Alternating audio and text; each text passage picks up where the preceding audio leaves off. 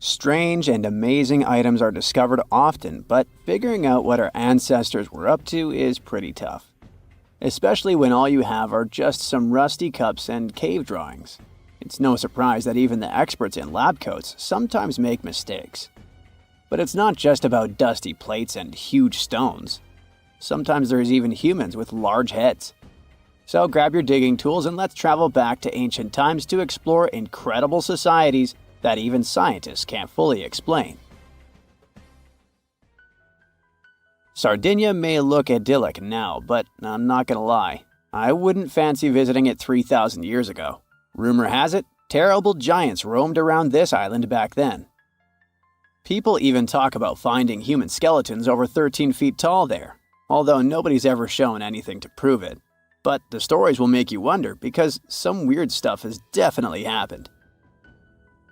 In 1974, over 5,000 pieces of broken stone artifacts were found in a part of the island called Monte Prama, but instead of being displayed in a museum, they were locked up in an underground vault for about 30 years.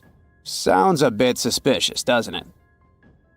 When they were finally displaced in 2005, scientists put the pieces together to find statues of 38 giant men standing 8 feet tall. Not quite as tall as the legendary skeletons, but still pretty huge. It's thought these statues were made by the Newgrange people, who lived on the island a long time ago. Besides giant statues, they also built over 8,000 massive stone buildings. Perhaps Newgrange weren't giants themselves, but they definitely liked their things big. I do too. I like a big number of likes on our videos. That would be pretty great. Thank you if you liked this and subscribed. Now back to the video. You and I are pretty smart, but we might not be the smartest humans ever. Actually, we might not even be the smartest species. Since 1913, some skull fossils found in South Africa have hinted at a possibly smarter contender called Boskop man. This human-like species might have lived as recently as 10,000 years ago. Their skull suggests they had really big heads, which means their brains could have been 30% bigger than ours. Wow! Their average IQ could have been around 149, making them among the smartest 0.05% of people today. But if a Boskop brainiac was so much smarter, why are they not around and we are? Well, bigger isn't always better, you know. Our brains are a lot bigger than our ape relatives, mainly in the prefrontal cortex. This part helps with high-level tasks like making decisions, remembering things short-term, and being aware of ourselves. The parts of the brain that handle our senses and movements haven't really grown much. So, maybe the Boskop spent too much time dwelling on the past rather than doing practical things like hunting. But this is all just guessing. We really don't know what happened to these clever cousins of ours. Some people even argue that Boskops weren't any different from us, with the only evidence being parts of skulls. The jungle is huge. Did you know the Amazon rainforest is home to about 30% of all the world's plant and animal species? That's impressive. However, the history of one native species, humans, has long puzzled scientists. The mysterious Khmer people lived here for hundreds of years and then vanished around 1400 AD. People thought the Amazon only had a few scattered tribes, but recently we discovered big, unusual shapes in the ground called geoglyphs. These might look like simple shallow ditches, but they're actually the remains of a vast civilization that spread over 5,000 square miles and includes about 450 markings, some as wide as 1,300 feet. That's insane! They likely contained ceremonial buildings and could have hosted up to 1 million people as recently as 550 years ago. Thanks to new technology like LiDAR, which uses a safe laser to map the forest without harming it, we can explore deeper. In 2019, some scans showed miles of raised roads and pathways and even pyramids over 70 feet tall. They found 26 separate settlements, 2 of which were at least 250 acres each. Damn, that's like 330 soccer fields. It's not certain what happened to the Khmer people. Maybe European conquistadors drove them out. Maybe the most baffling ancient civilization is one we've never actually found a trace of. Yep, I'm talking about Atlantis, the grand city that supposedly sank into the ocean. The first mentions of Atlantis come from the ancient Greek philosopher Plato, who talked about a great city near the Strait of Gibraltar. But for ages, everyone just thought Plato made up Atlantis as a perfect version of his own Athens. So why, about 12,000 years after it supposedly vanished, do we still wonder if it might be real? Well, in the 19th century, U.S. Congressman Ignatius Donnelly wrote a book giving 13 reasons why he thought Atlantis was more than just a myth. Then, in 1965, some folks thought they actually found Atlantis when they discovered the Richat structure, a massive 25-mile-wide dome in Mauritania, Africa. It's so big that you can see the whole thing from space. 2 astronauts flying over the Sahara Desert spotted this giant eye staring back at them and thought they'd made the discovery of a lifetime. Unfortunately, there's no solid evidence linking this structure to Atlantis. It's believed to have formed from volcanic activity about 100 million years ago. But it does look suspicious, doesn't it? Still, we're no closer to knowing the truth. Imagine going back to about 3,300 BCE and finding yourself in South Asia. Welcome to the Harappan civilization. These people were way ahead of their time. They had cities like Harappa and Mohenjo-Daro, complete with baked brick houses, sophisticated drainage systems, and even public baths. This place might have had over 5 million people, making it one of the densest regions at the time. They also invented a system of standardized weights that was incredibly useful for traders. And trading they did. These people had connections stretching all the way to the Middle East, thanks to their great skills in metallurgy. They even had a form of ancient branding. The seals were used to stamp clay on tray goods. Despite being so advanced with a thriving urban life, there's a whole bunch of mystery shrouding their language and script. We've got bits and pieces of their writing, but no one's deciphered them yet, even with all the technology we have today. We also still don't know how exactly their society worked. It looks like they didn't flaunt their social status as much as other civilizations. No grand palaces or massive monuments. Instead, their largest buildings might have been granaries. They sure were practical. Unfortunately, all good things must come to an end. Around 1800 BCE, this bustling civilization started to decline, possibly due to shifts in river patterns. As the environment changed, the Harappans packed up, moving towards more hospitable lands. Ever heard of the Minotaur? The beast with a bull's head and a man's body, hunting the bravest travelers in a massive maze. Well, this wasn't just any old tale. It was one of the most popular dramas of the ancient world. And it was inspired by this place, the island of Crete. The Minoans lived here during the Bronze Age. They had stunning palaces, amazing frescoes, and a culture so rich it still fascinates historians to this day. They built places like Knossos, which was so complex with its multi-story buildings and elaborate hallways that it might have inspired the whole labyrinth myth. Their engineering was so ahead of its time that even their drainage systems were more advanced than what many of us have today. Let me know in the comments which of these stories you find the most fascinating, and thanks for watching.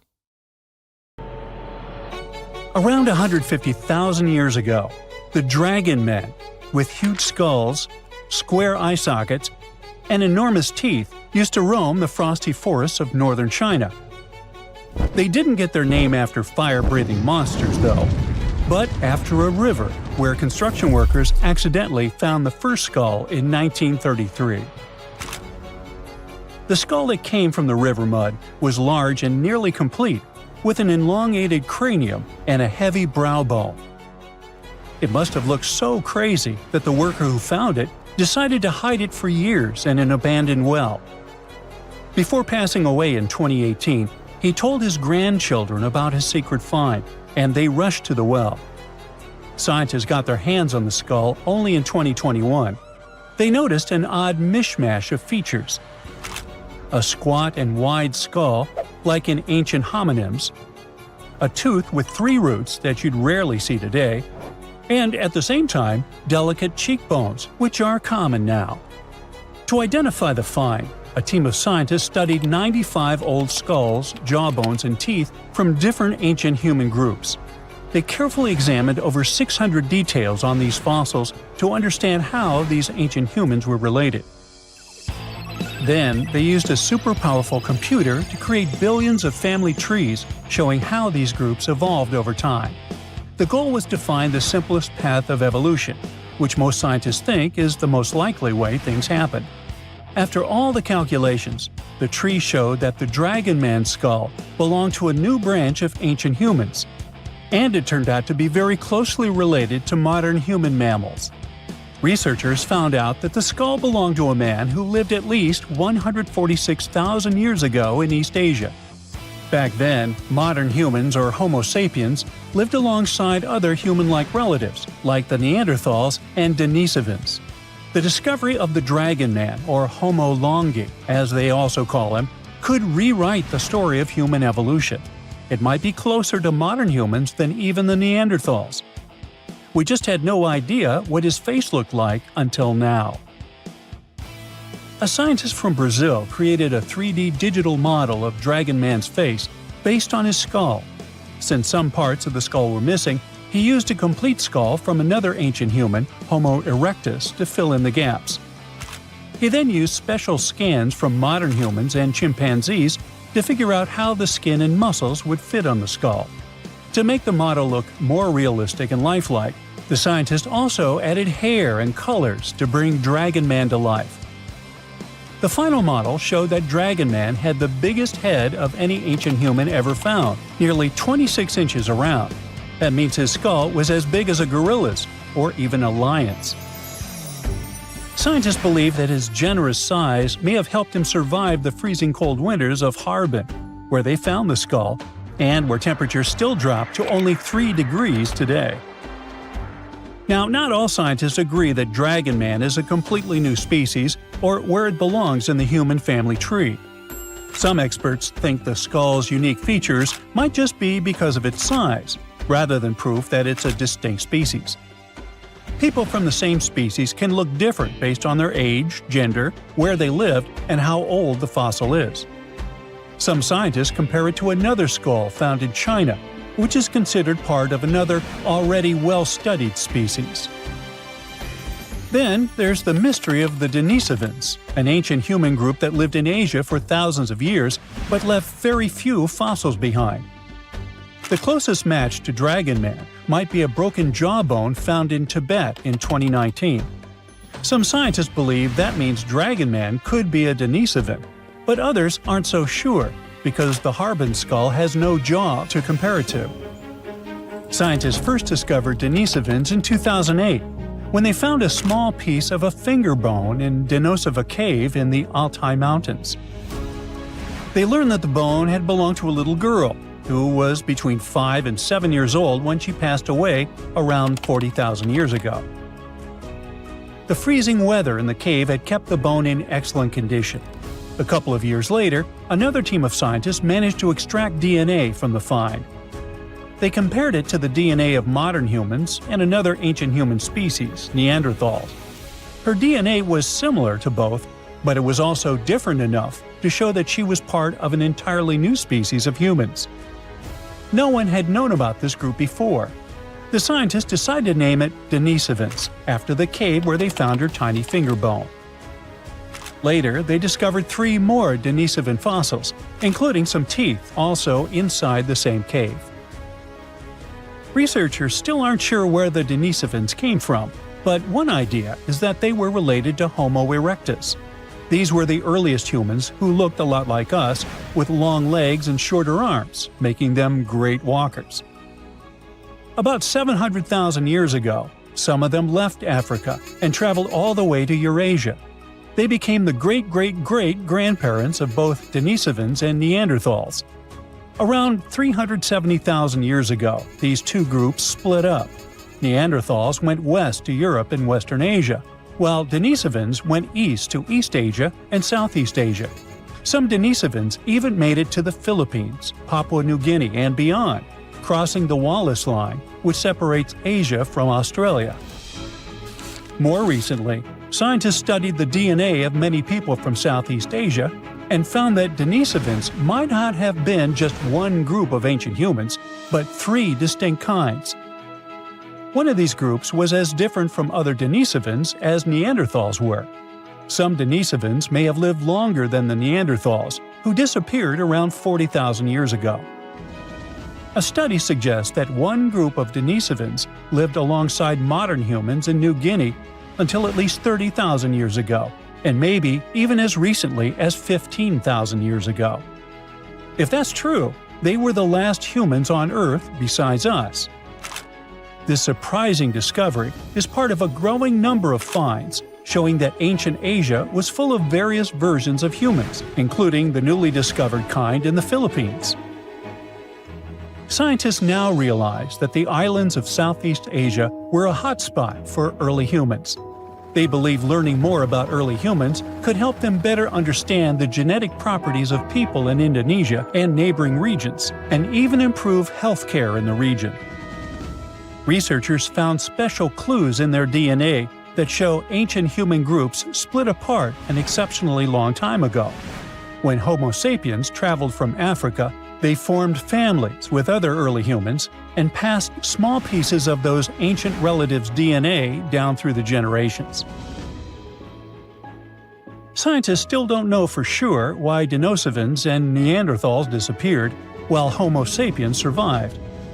One plausible reason is that Neanderthals and Denisovans lived in small, close-knit groups, which may have caused health problems over time. Our ancient ancestors lived in big groups with more genetic variety, which helped them stay healthier and adapt to changes. Another big advantage was that Homo sapiens had strong social networks. They shared innovative ideas, tools, and survival skills. In the end, Denisovans couldn't handle the tremendous changes happening on Earth and slowly disappeared. Miles and miles of yellow sand, treeless mountain ridges, and scorching hot sun over your head. And suddenly, something you'd never expect to come across in a barren desert. A small group of overexcited people. They're as happy as you would be if you'd won a lottery. They've just found an ancient tomb, once flooded with its walls in bad shape. But the stuff they discovered inside proves that this is the burial site of one of Egypt's most mysterious pharaohs. Historians have been hunting for his tomb for years, but no one expected it to hide ancient treasures. Fast forward. After careful examination of the site, Egyptian officials have announced the discovery of the tomb of King Thutmose II. It's the last missing tomb from Egypt's 18th dynasty, and this is also the first royal tomb found since King Tutankhamun's was discovered in 1922, in more than 100 years. A team of Egyptian and British archaeologists found the tomb in the Theban Mountains area, west of Luxor, near the famous Valley of the Kings. Before this, the site was only known as Tomb C4, but during their excavation, the team found clear evidence proving it belonged to King Thutmose II. Archaeologists actually found the entrance and main tunnel leading to the tomb in 2022. But at first, they thought it belonged to a queen because it was near the graves of Thutmose III's wives. It was also close to Queen Hatshepsut's tomb. Originally, it was prepared for her when she was just a royal wife. But everything changed when she became pharaoh. But we'll talk about this twist of fate a little later. But soon they realized that their discovery was much more significant. They found alabaster jars with Thutmose II's name and the words "deceased king" written on them. That's when they realized that the tomb was actually his final resting place. Sadly, Thutmose II's tomb has seen better days.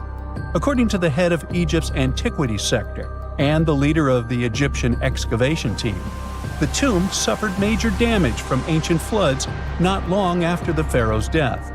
Water swept through the burial chamber, likely destroying or displacing many of the original artifacts. Much of what had been once inside the tomb was moved elsewhere in an attempt to salvage it. The researchers found out that the tomb had a basic design, with an entrance, a sloping main corridor, and a burial chamber, The corridor was coated in white plaster and rose about 4.5 feet above the floor of the burial chamber. A large staircase and a very large descending corridor of the tomb indicated its grandeur. It took the team a long time to navigate through, though, as the tomb was blocked by flood debris and collapsed ceilings.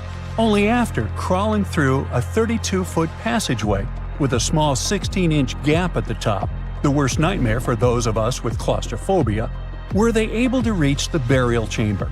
There, they were in for another surprise. They cleared the debris, expecting to find the crushed remains of a burial beneath. But the tomb turned out to be completely empty, and it was not due to robbery. It had been deliberately emptied. The researchers soon realized that the tomb had been flooded since it had been built underneath a waterfall. It happened just a few years after the king's burial, so the contents of the tomb were moved to another location. That's why there was a second corridor in the tomb. It was most likely made to help remove King Thutmose II's body from his flooded tomb. Despite the damage, the excavation team made some really exciting discoveries. They found traces of mortar decorated with blue inscriptions, yellow stars, and fragments from the Book of Amduat, one of the most significant funerary texts in ancient Egypt.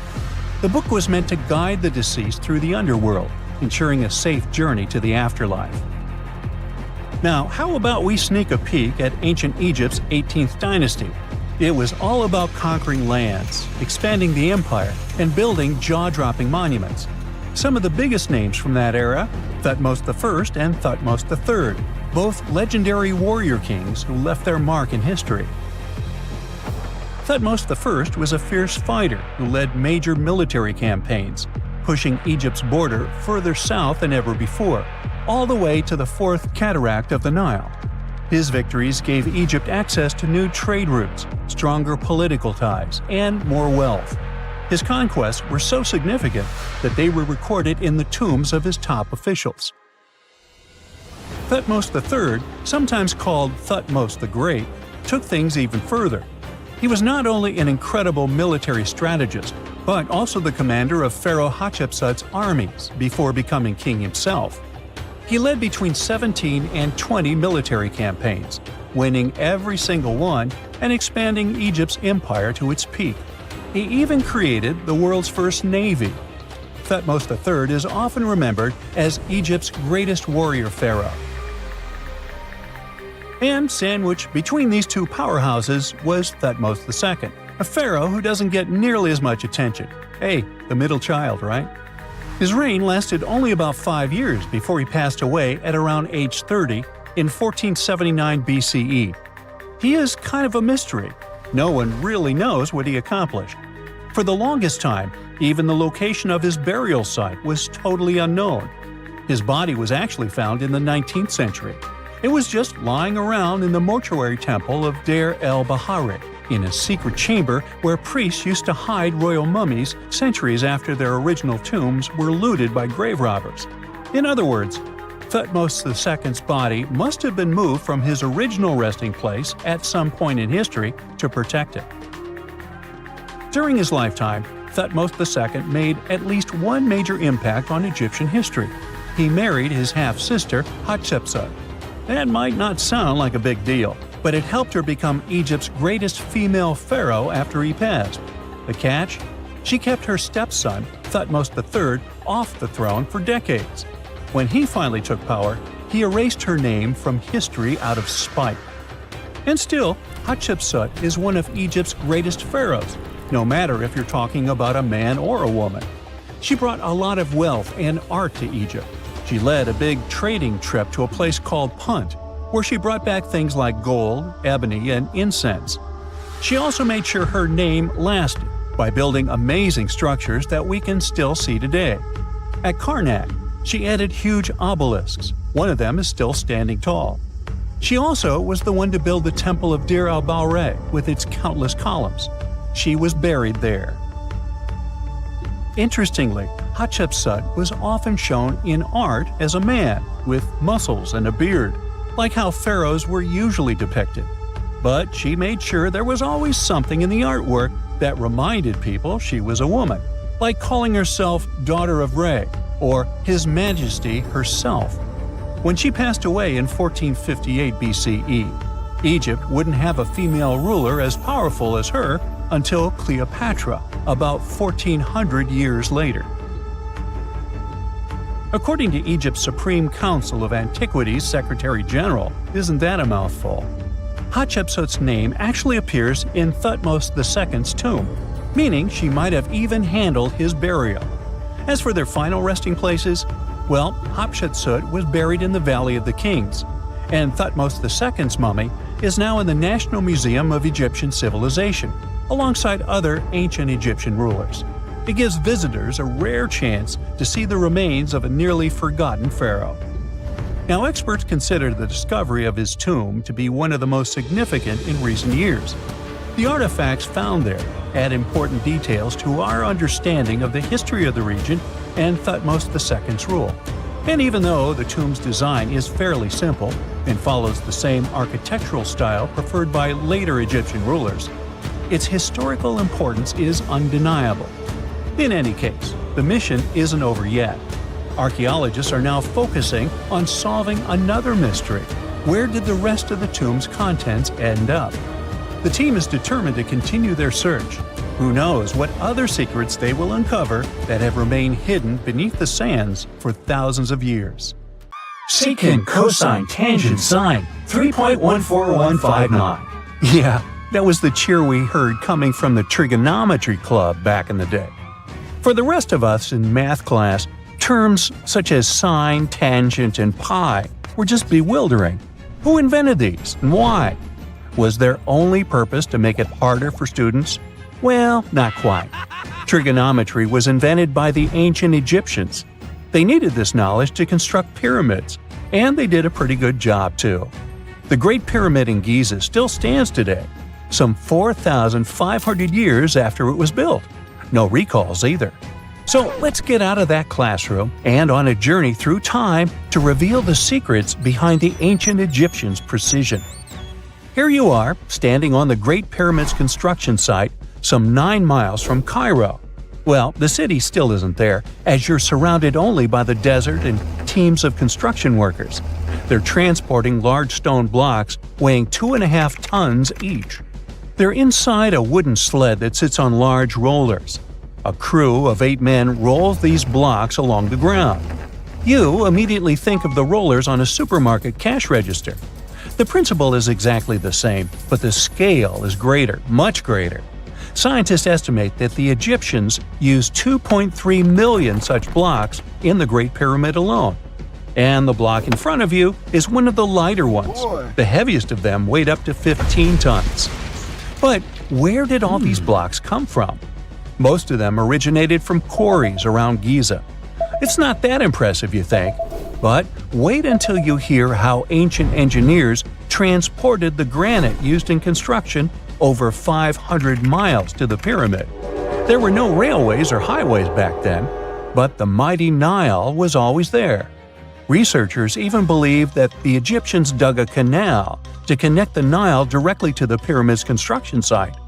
All they had to do then was to wait for the flood season to begin, and voila! The rising water levels floated the heavy stone blocks for them. But how did they lift the enormous stones on dry land to stack them up to the top? Did they use oversized cranes? Well, ancient Egyptians worked around this problem, literally speaking. One of the workers is now pointing to the giant ramp going around the pyramid they're building. This is how a mountain road zigzags its way to the top. If the ramp went directly to the top of the pyramid, then workers couldn't pull the stone blocks along it. It would be too steep. Scientists have calculated that 8% could be the maximum incline. So ancient Egyptians just extended the ramp around the pyramid. Again, these are all theories, as the ramp could have been inside the pyramid, as some researchers suggest. The exact building method is still a mystery, guarded by the Sphinx. That's its real name, right? Wrong. As the Great Sphinx is just the statue's alias. You know, the name writers take when they want to hide their true identity, or a singer's stage name. The Sphinx's real name, translated from Egyptian, means Horus in the horizon. That was the name for the Egyptian deity of the sky. The trail of mystery doesn't end there. As a man walks past you with a bucket of paint, he's going to add a touch of color to the Great Sphinx. Researchers found specks of this red color next to its ear. That was some strong paint, as it survived for thousands of years. You are now standing straight in front of the Sphinx. You look up. It's very tall, right? 66 feet to be precise. Now resist the urge to take a selfie. You can do it. Now you notice something else. It looks like the Sphinx is in the center of a giant triangle in the back. That's one side of the Great Pyramid. And no, your eyes are not playing tricks on you. The Sphinx really does sit in the center of the pyramid's lateral face. Here's where math comes in handy. A pyramid has 4 sides, called lateral faces. There's also a 5th face, the base, but that's not visible. It's, wait for it, face down. The Sphinx has one last mystery to reveal: its age. Scientists agree that Pharaoh Khafre built the Sphinx. He ruled after his father, who had built a great pyramid nearby. So both structures were finished around the same time. Let's talk about numbers again. You've heard of Cleopatra, the Egyptian princess described as a woman of great beauty. Hello? She saw the pyramids, but she lived closer to the time of the first iPhone than the time of the people who built the pyramids. Fascinating, right? You can see thousands of people around you. They're working hard to build the pharaoh's tomb. But how many of them are there exactly? One Greek philosopher estimated there were as many as 100,000 workers. Seems like an okay number for such an enormous structure, but it can't be true. Science simply can't back up this number. Egyptologists put the total number of workers at 30,000. And yes, Indiana Jones was one of them, at least on the big screen, but he showed up late. Egyptologists know a lot about the pyramids, but not everything. Not because they don't want to, but because they haven't yet dug up enough evidence. They can only guess how the building process went. First, engineers would arrive to choose the right spot and do the necessary measurements. That's why they needed all that complicated math. Then, it's time for sourcing the material, the large stone blocks I mentioned earlier. When boats deliver them to the site of the future pyramid, workers can finally do their thing. They operated in smaller groups, but there were at least 2,000 of them chiseling and carving away at any given time. Sounds like a typical construction site today? Well, that's because it is, just thousands of years ago. It's amazing what ancient Egyptians were able to achieve with just copper and stone tools. The pyramid is now complete in front of you. But is it the same pyramid we see today? Why is this structure shining bright in the desert sun? Isn't it supposed to be a dusty yellow color? Well, no. Human activity and the elements have completely stripped the outer layer of stones over time. Expert craftspeople polished these blocks using nothing but stone and sand. The end result was a smooth and shiny rock. On the day it was completed, the Great Pyramid of Giza was a perfect triangle of light. Its polished sides acted like giant mirrors, reflecting the powerful Egyptian sun. This is the point where you should put your glasses on, and that shiny thing you see at the pyramid's very top is actually gold. The capstone at the top of the pyramid is called a pyramidion.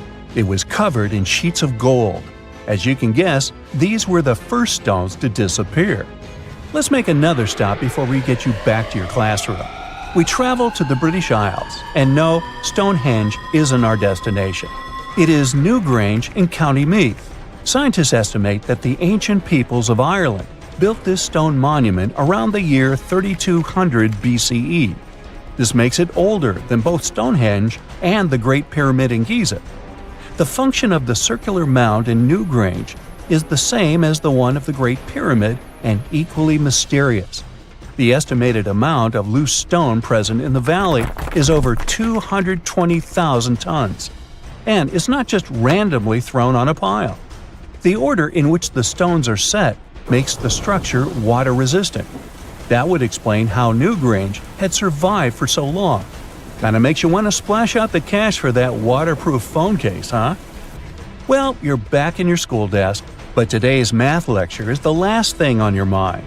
You're thinking about how great the Egyptian pyramids are, and if we have something similar today. It turns out modern engineers are just as impressed with the Great Pyramid as you are. There's a glass pyramid sitting in the main courtyard of the famous Louvre Museum in Paris. The panorama of San Francisco wouldn't be complete without the 48-story Transamerica Pyramid.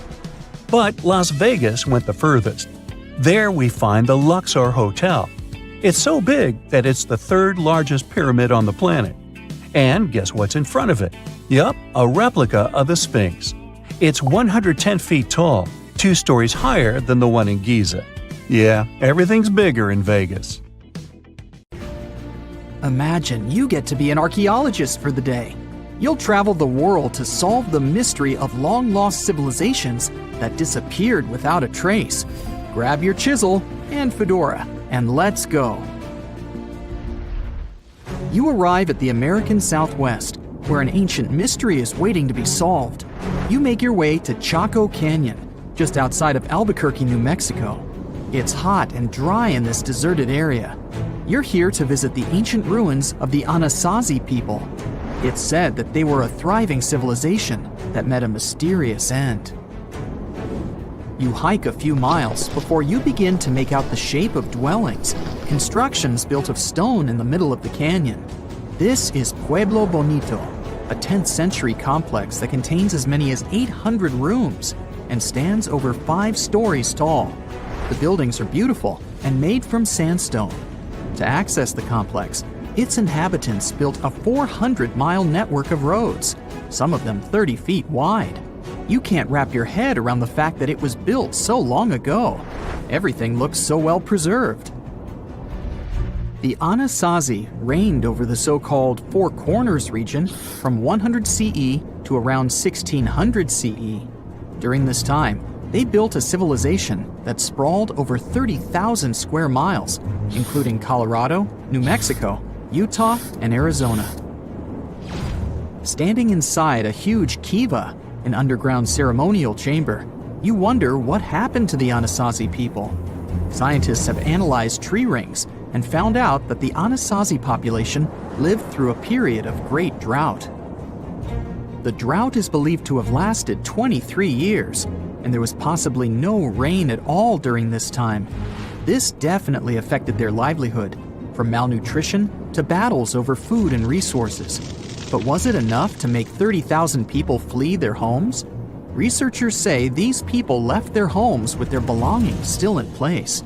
Ladles were left in ceramic bowls. Granaries were full of supplies.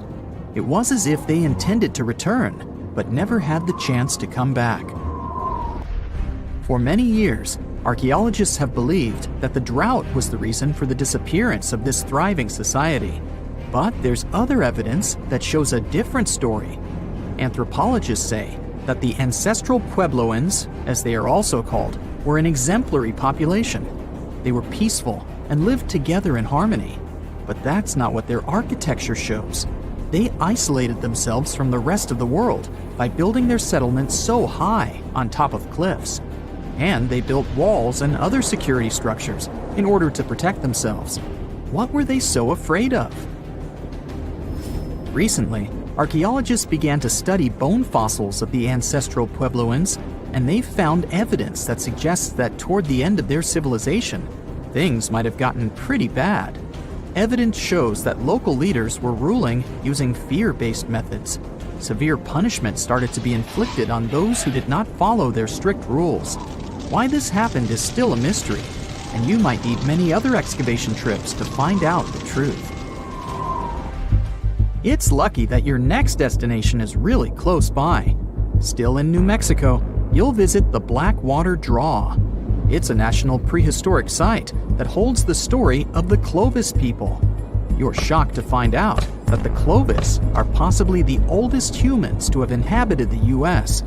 They were the first humans to allegedly cross the Bering Strait and follow the ice-free trails down to the U.S.'s southern plains. Try to picture what this area looked like when the Clovis people roamed this land. A huge spring-fed lake with mammoths, giant sloths, saber-toothed tigers, and bison much bigger than the ones we have today wandering around. The archaeological site you're visiting shows that the Clovis population were big game hunters. You're able to identify the bones of several mammoths and even the stone tools that our prehistoric ancestors used to hunt them. Some of these date back to 13,000 years ago, aka the end of the last ice age. You're presented with two possible theories on the disappearance of the Clovis population. It's possible that during the final 1,500 years of the last ice age, changes in climate caused a shortage of food. Scientists also believe that this situation was worsened by overhunting. Another theory suggests that a large meteor hit North America, and this was enough to alter the climate and make the Clovis people migrate southward to try to survive.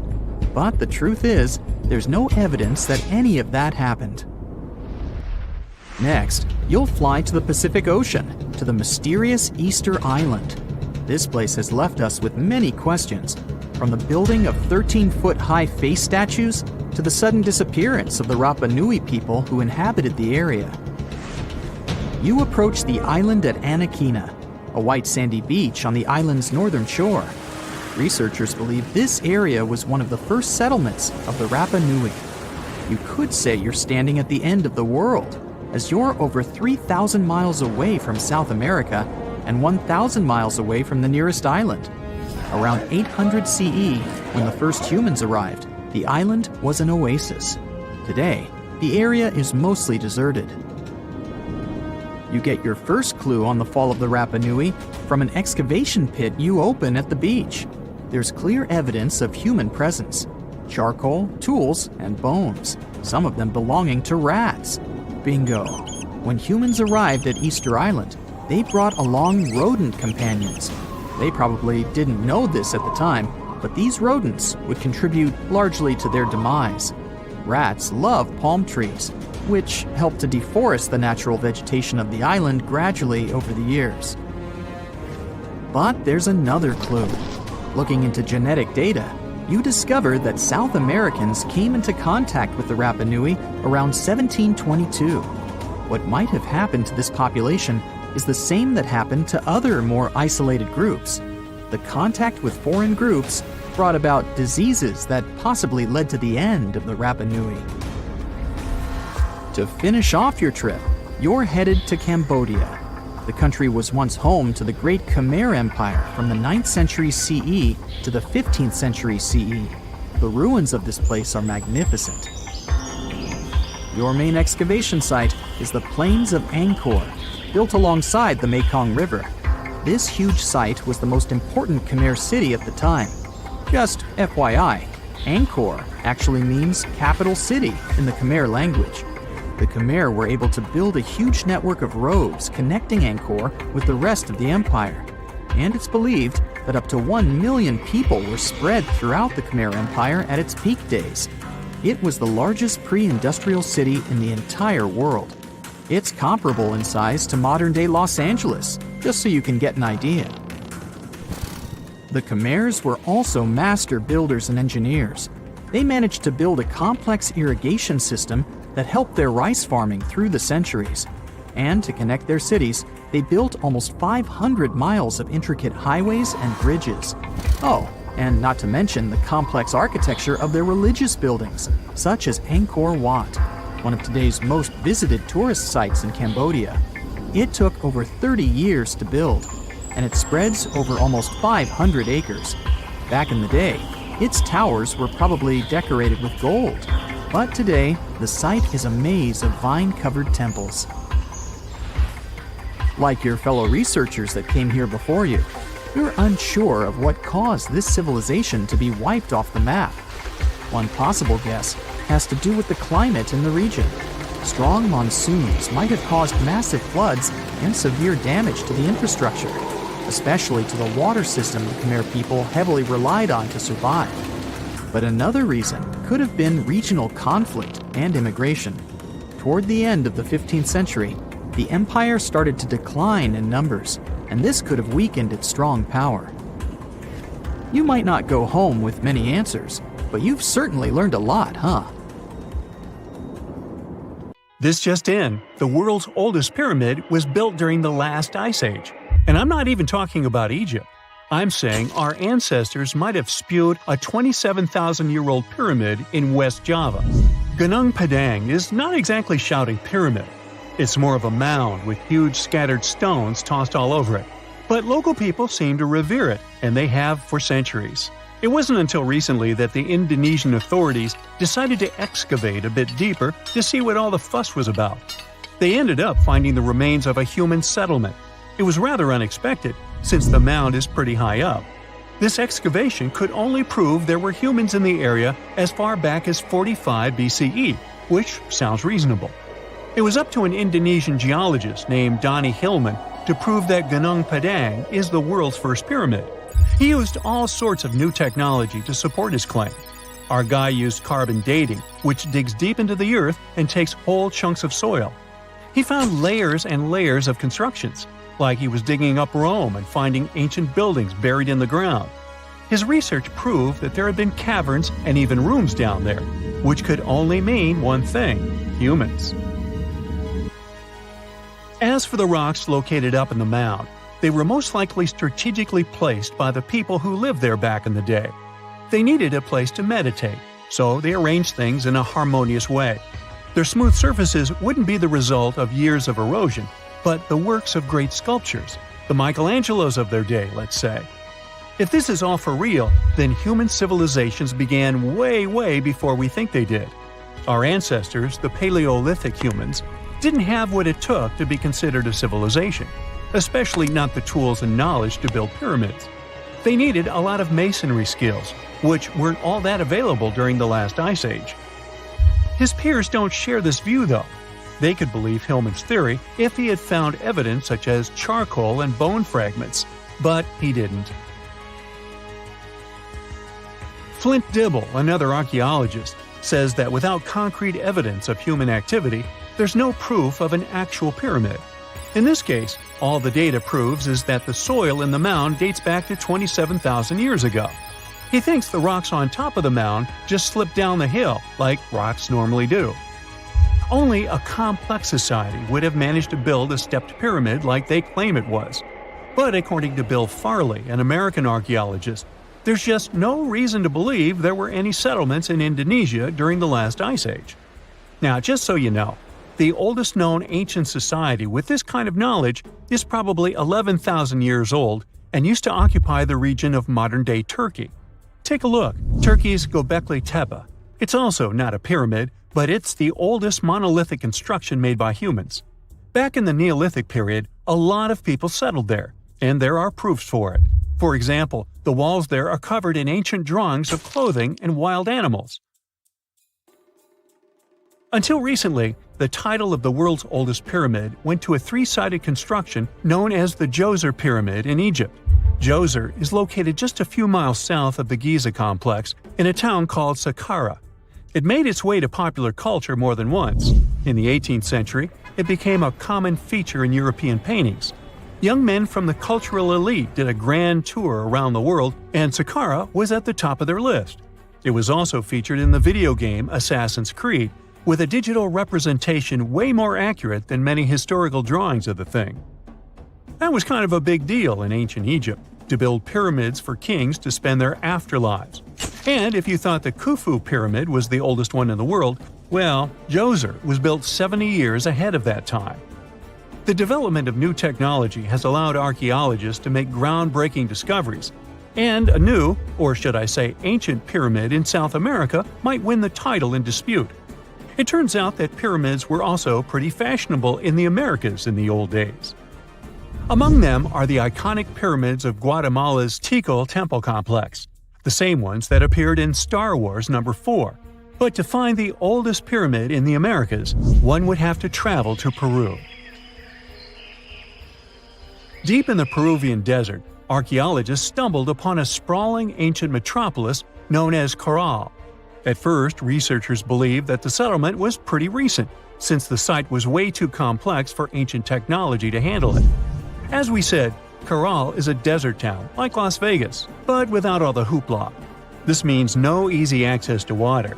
And for cities like these to thrive, they need a considerable irrigation system, which leads us back to complex technologies. The Peruvians surprised us all with this new discovery. This site was huge, filled with an amphitheater, houses, and religious buildings. The whole thing probably sprawled through 370 acres.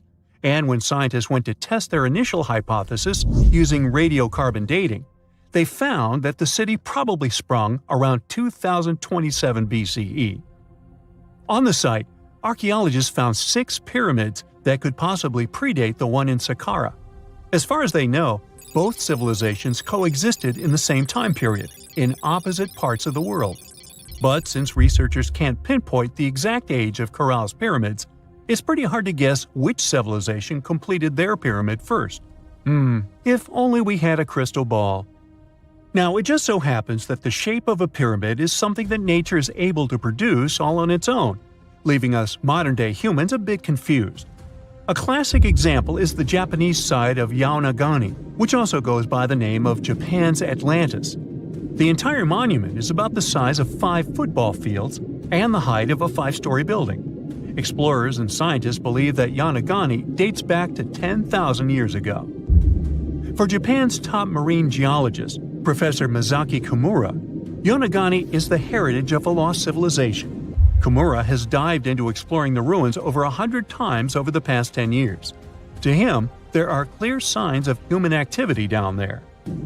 Check out this triangular-shaped pool on the monument's surface. Kimura thinks it's actual proof of humans, because this triangle-shaped concave is a historical symbol of water fountains in the region. As it happens with a lot of these cases, not all scientists are convinced the same. For many, Yaonagani is probably the result of thousands of years of erosion, and the fact that the monument is composed of one massive rock leads them to believe it is not really human-made.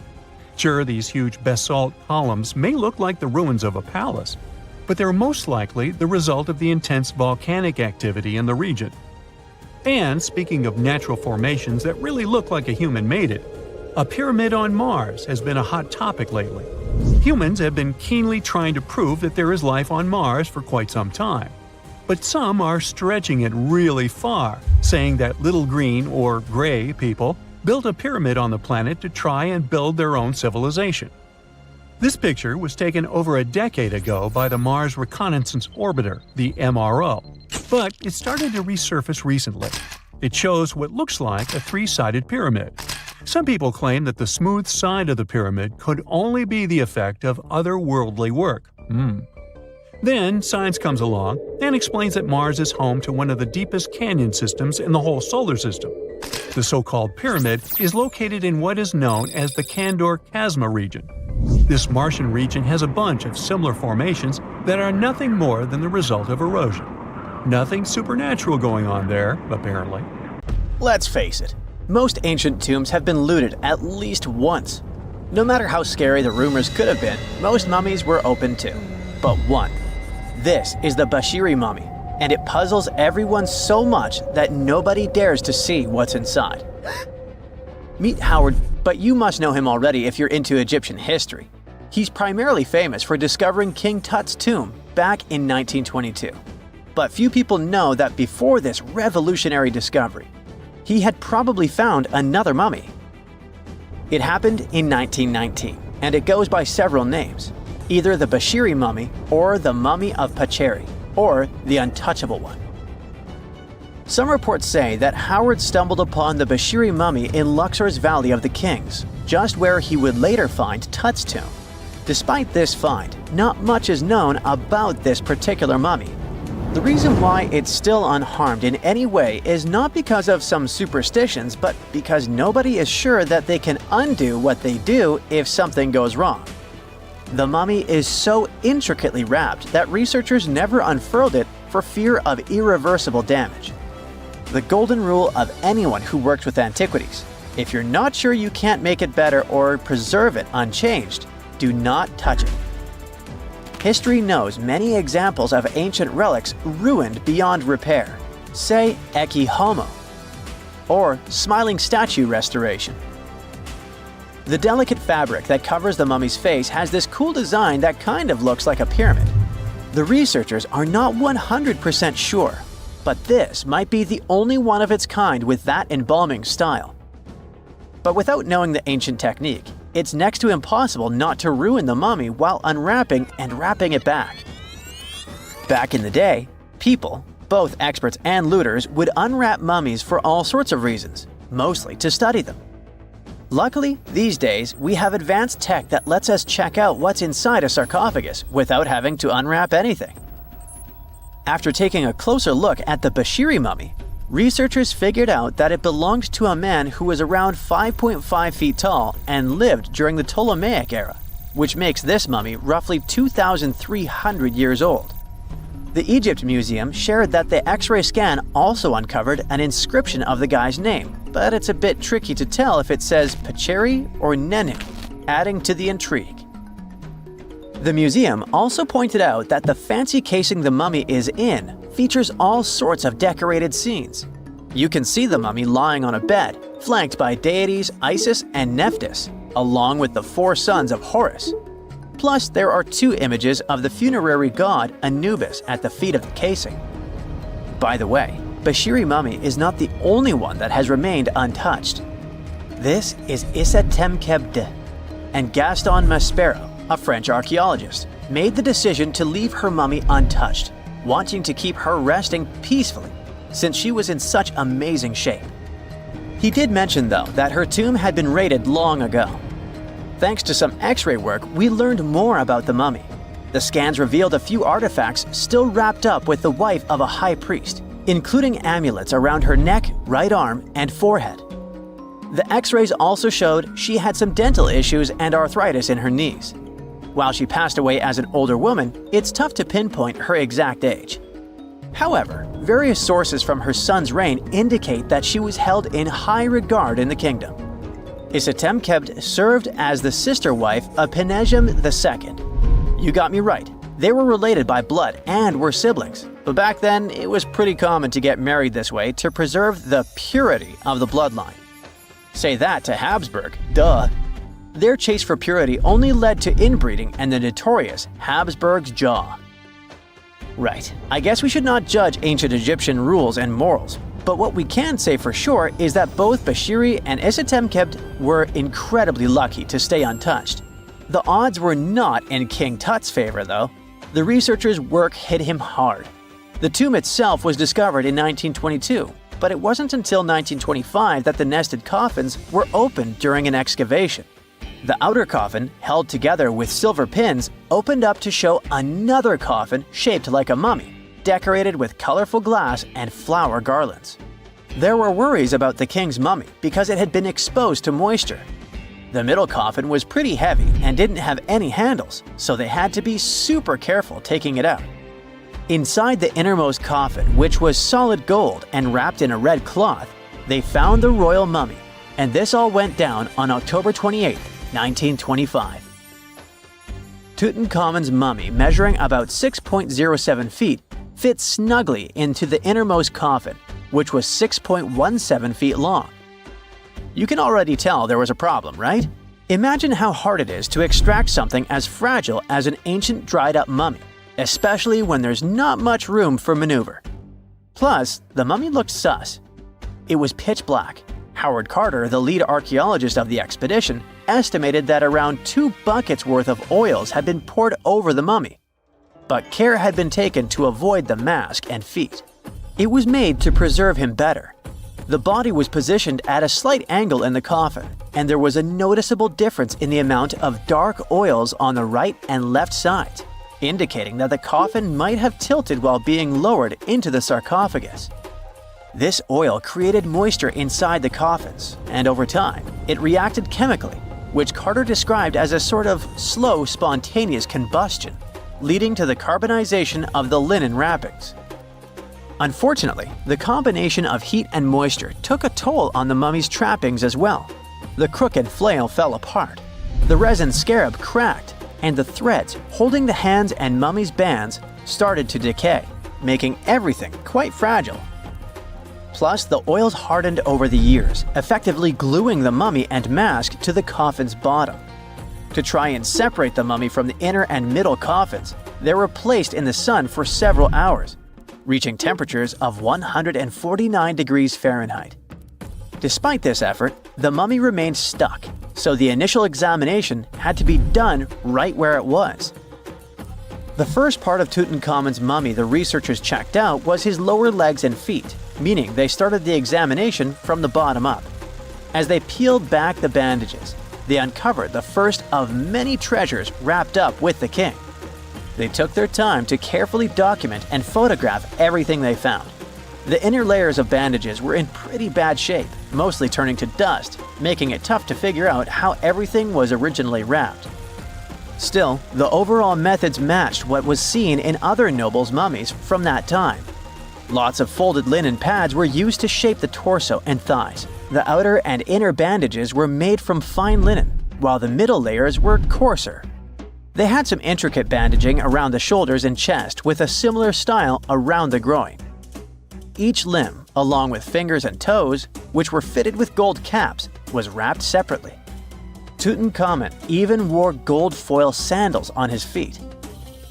They hoped to separate the mummy from the coffin by removing the outer bandages, but the resins had stuck the body to the coffin. So, the researchers ended up chiseling it out.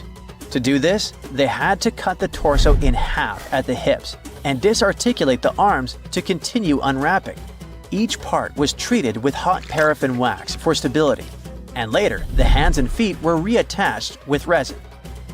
Finally, they used hot knives to detach the head from the mask. To check the teeth, it was decided to make an incision around the jaw and neck, which was later fixed with resin. So technically, the scientists did all they could to preserve the mummy, but still, in a way, it ended up being damaged beyond repair. What do you think? Should they have left it in the coffin, or did they do the right thing? Let us know in the comments. Humans invest a lot of time and money exploring the unknown. First outer space, then the ocean floor. But there's another frontier we're trying to conquer. Scientists call it the deep frontier.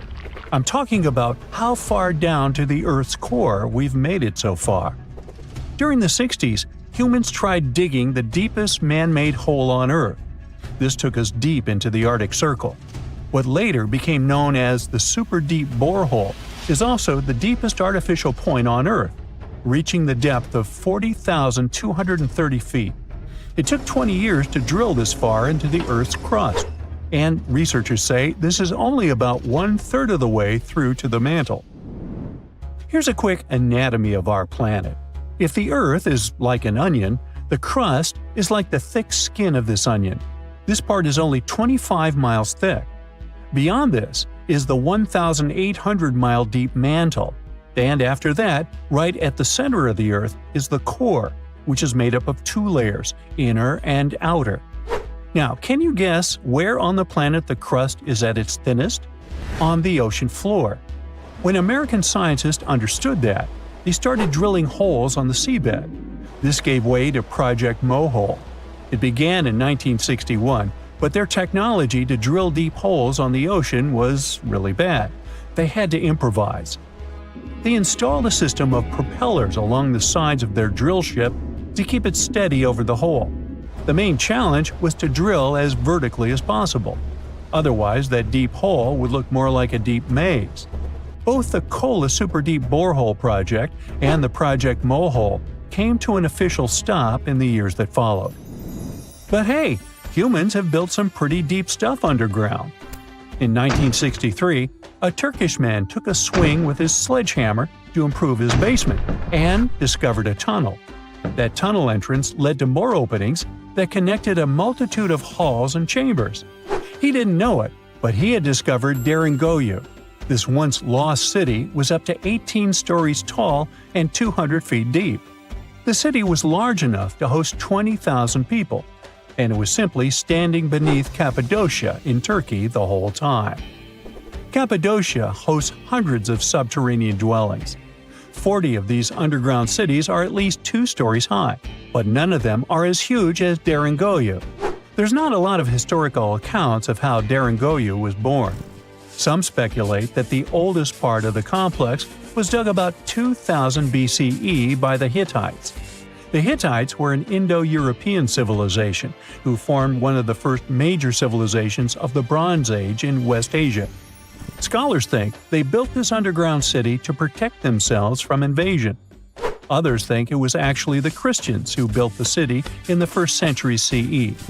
They speculate that it could have been constructed to protect people from the intense temperature variations, extreme heat in summer and freezing cold in winter.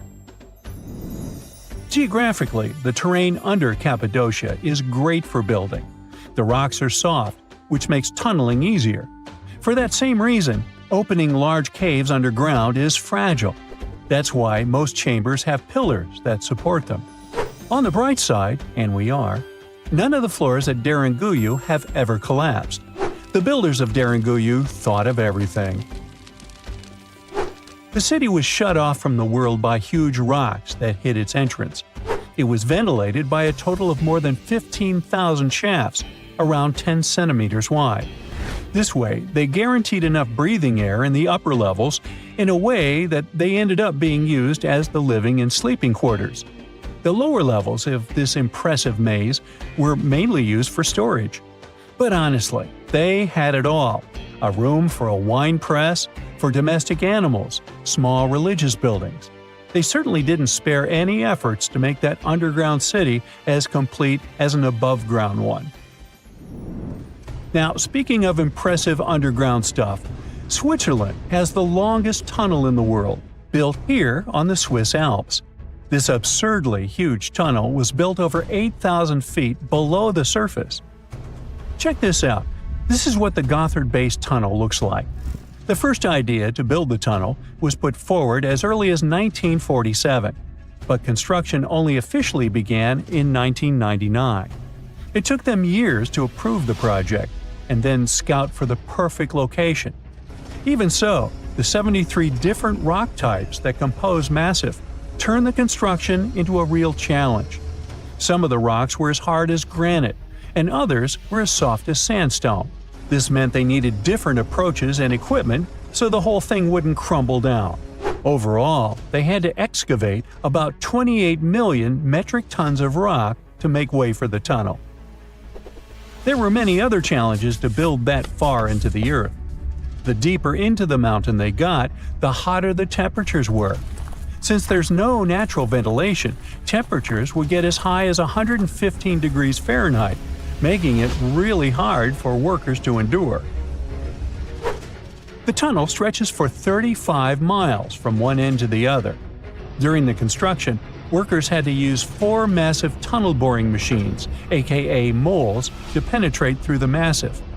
Each of these moles was around 1,400 feet long. But that was one of the best things they could do, since these machines limit the disturbance to the surrounding ground and help to produce a smooth tunnel wall. You'd never guess that the world's deepest basement belongs to the Sydney Opera House in Australia. The building goes as deep underground as it grows above ground. But this basement isn't just the Opera House's foundation, it's a parking lot. This unique parking garage penetrates 120 feet underground, or 12 stories deep, while most car parks are only 4 or 5 stories deep. But that's not all that makes it unique. You see, if they decided to build a normal rectangular parking space, this would end up eliminating a bunch of possible parking spaces. And since they wanted to maximize the space they had available, they had to come up with some superb structure. First, they opened up a man-made cavern to make that dream possible. Then they had to come up with a design. That's what led to the donut-shaped cavern, or what engineers call a double helix. This design shocked the engineering community for its innovative approach. But hey, it worked. Today, there is space for over 1,000 cars down there, which seems about right for an opera house. Let's wow once again real quick. Some underground structures may take up to an hour to reach. Take this gold mine in South Africa that lies around 2.5 miles below the surface. Yeah, you may think, hey, it's just a couple of miles, why does it take an hour to get there? But the conditions are hard and it's not for the weak. But Milan Ladina, an Ecuadorian runner, even completed a half marathon there, despite temperatures reaching 104 degrees Fahrenheit, high humidity at 80%, and an atmospheric pressure of 1.4. comparable to what divers experience 5 meters under the sea. Yikes. The Sahara Desert is like a Mad Max movie. Scorching heat, endless dunes, and an overall barren wasteland. A place where no one could live, right? Well, forget all you know about it, because 5,000 years ago, the Sahara was a lush paradise of grasslands, lakes, and rivers, and the home of a ghost civilization that vanished without a trace. Our tale begins in the 1930s, when a Hungarian explorer stumbled upon a cave in the middle of the Sahara. Inside, he found something bizarre: ancient rock paintings of people swimming in a lake, surrounded by giraffes, hippos, and crocodiles. At the time, everybody shrugged it off as some symbolic depiction of the afterlife, because really, who would imagine a lake in the Sahara? Well, fast forward some 70 years later, when a group of archaeologists made a discovery that flipped the script. In a rock shelter in Libya, they unearthed 15 mummies, along with baskets, ceramic pots, and other everyday items. This may look like prehistoric junk to most people, but to archaeologists, it was like uncovering a key piece of evidence. Those people weren't just passing through, they lived here. You see, those weren't just any mummies. They were some of the oldest naturally mummified humans ever found, dating back over 7,000 years. Take that, Egypt. 2 of them still had readable DNA, preserved thanks to a rare natural mummification process, almost a miracle considering the Sahara's climate's ability to turn everything into, well, beef jerky. Scientists struggled to understand where those mummies came from for a while, because the mitochondrial DNA they recovered was not helpful at all. But thanks to scientific progress, they eventually managed to do a full genome analysis that revealed some weird secrets. Those people belonged to a human lineage that was completely unknown, and they lived isolated from the rest of humanity for thousands of years. For decades, researchers assumed that the place where they lived, the Green Sahara, was like a prehistoric highway, a lush corridor that humans and animals used to migrate between sub-Saharan Africa and the Mediterranean. But the mummies demolished that theory, like a hippo sitting on a sandcastle. Their DNA showed 0 genetic mixing with sub-Saharan and Eurasian migrants, keeping their genes pure for 7,000 years. Their closest genetic relatives weren't their neighbors living right below the famous desert, but some ancient hunter-gatherers from Morocco, and even some guys that lived in the Czech Republic, when it wasn't even a country yet, 50,000 years ago. We're not out of the woods yet, because those mummies also carried some teeny-tiny traces of Neanderthal DNA, just 10% of the amount found in modern Eurasians. Now, if you paid attention in school, then you know that Neanderthals lived in Europe and Asia, and early humans only mixed with them after migrating out of Africa. But those Green Sahara folks never left Africa. So how did they get Neanderthal genes? The leading theory is that their ancestors mingled with Neanderthals in North Africa 50,000 years ago before settling in the Sahara and cutting off contact with the outside world.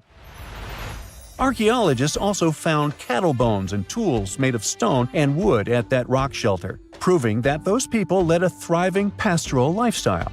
This discovery made scientists scratch their heads for a while because, you see, animal domestication was not developed in Africa.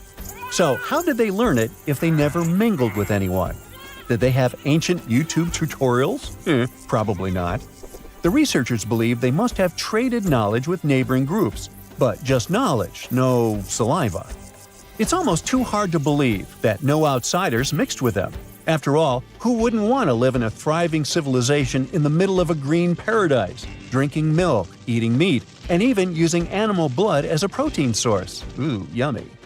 They didn't have to hunt for every meal, thanks to their livestock, and the abundant water made life pretty sweet. And yet, they never married outsiders. Why? Maybe it was a cultural choice to never date outside their own group. Or maybe the landscape itself kept them isolated. This is where scientists place their bets. They believe that the dense forests and rivers that existed in the Green Sahara acted like nature's no trespassing sign, creating a geographical barrier that isolates animals, plants, and whole societies. This isolation is the reason why their genes were so unique. These guys weren't swapping spit with anyone else. But this genetic time capsule almost didn't survive. For most of the last ice age, the Sahara was even harsher than today, a true dead zone where humans couldn't survive. 70,000 years ago, even the toughest people disappeared, retreating to the Nile Valley and the Mediterranean coast. Why? Because Earth was a climate bully. Massive glaciers stole all the moisture, weakening monsoons until rain clouds barely reached North Africa. Then came the knockout punches. Armadas of icebergs flooded the North Atlantic, triggering devastating droughts each time. This was the Sahara's ultimate keep-out era. Now, you're probably wondering how in the world the Sahara turned green after all this, and then went back to being a desert again. Well, it all started 15,000 years ago, I wasn't around then, when Earth was shaking off the last ice age. Our planet's axis was a bit wobbly, and because of that, the northern hemisphere got closer to the sun, getting extra sunlight and heat. This eternal summer turned North Africa into a giant moisture magnet, pulling water from the Atlantic and making it all rain down on the Sahara. The result of this ridiculous amount of rain was a lush savanna, complete with lakes the size of small countries. But the African humid period was not just a one-time miracle. The truth is, this eternal on and off switch between green and desert happened to the Sahara more than 230 times since the desert was born. During one of these events, the Sahara even expanded, getting bigger than it is today. So when the green Sahara showed up, you can bet it brought the ultimate ecosystem glow-up. This wasn't just a light dusting of grass. We're talking full makeover. The transformation was so complete, it even reshaped animal populations. Cheetahs suddenly struggled with the new prey dynamics, while rodents like the multi-mammate mouse thrived in the suddenly abundant grasslands. But don't pack your prehistoric swim trunks just yet. This paradise had teeth. The Sahara was an ecological maze of crocodile-infested rivers, malaria-carrying mosquitoes, and big cats lurking in the tall grass. Crossing it would have been like playing a real-life game of Hungry Hungry Hippos. This is probably why more groups didn't settle permanently. The Sahara's climate cycled between wet and dry every 20,000 years, hardly a stable zip code. For most ancient people, it was smarter to treat the green Sahara like an all-you-can-eat buffet, grab resources and leave before the desert returned. Still, this green Sahara period lasted for 10,000 years, giving our mystery shepherds plenty of time to thrive. But around 5,000 years ago, Earth's axis shifted again, the rains moved away, and the Sahara dried up faster than a puddle in July. As the desert returned, the shepherds from the green Sahara had no choice but to pack up their livestock and leave. Some researchers believe they migrated toward the Nile, laying the groundwork for ancient Egypt, so I guess their legacy lives on. Besides, their pure lineage may be extinct by now, but some faint genes of the mummies can still be found in the people that live in North Africa today. But the introvert mummies were not the only ones using the green Sahara as an Airbnb. They actually had neighbors just around the corner, in a lakeside village in Niger to be exact.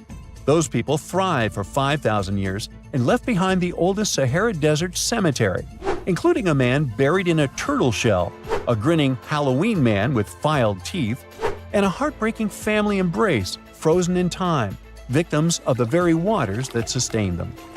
Eventually, those people disappeared too, just like it happened to our antisocial friends.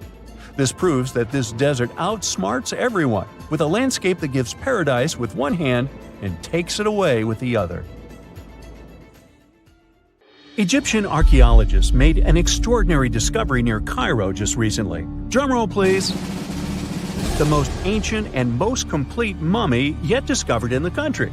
Yes, they were keeping it under wraps. The 4,300-year-old mummy was found in a group of tombs close to the Step Pyramid of Djoser, dating back to the Egyptian Old Kingdom. It was covered in layers of gold. The team also found several other tombs, including one belonging to an ancient Egyptian official and another belonging to a secret keeper who had the power to perform special ceremonies. Another interesting tomb was that of a writer, which featured the largest statues ever found in the area. This vast burial site is also home to more than a dozen pyramids and resting grounds. Probably one of the most famous mummies in the world is that of Hatshepsut. She ruled Egypt like a boss for around 20 years, building all sorts of impressive buildings and creating new trade routes.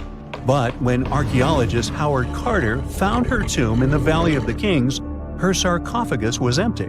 However, Carter did find 2 coffins in another tomb, one of which belonged to Hatshepsut's wet nurse and the other to an unknown woman. In 2006, a team of specialists decided to investigate whether that mysterious lady was the queen herself.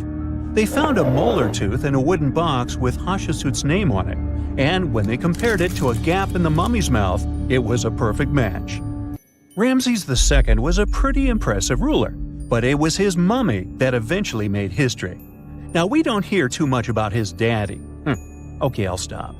Ramses is considered to be the most powerful pharaoh in all of Egypt, as he reigned for a whopping 6 decades. He also lived to be over 90 years old. Now that's pretty amazing, considering the time he lived in.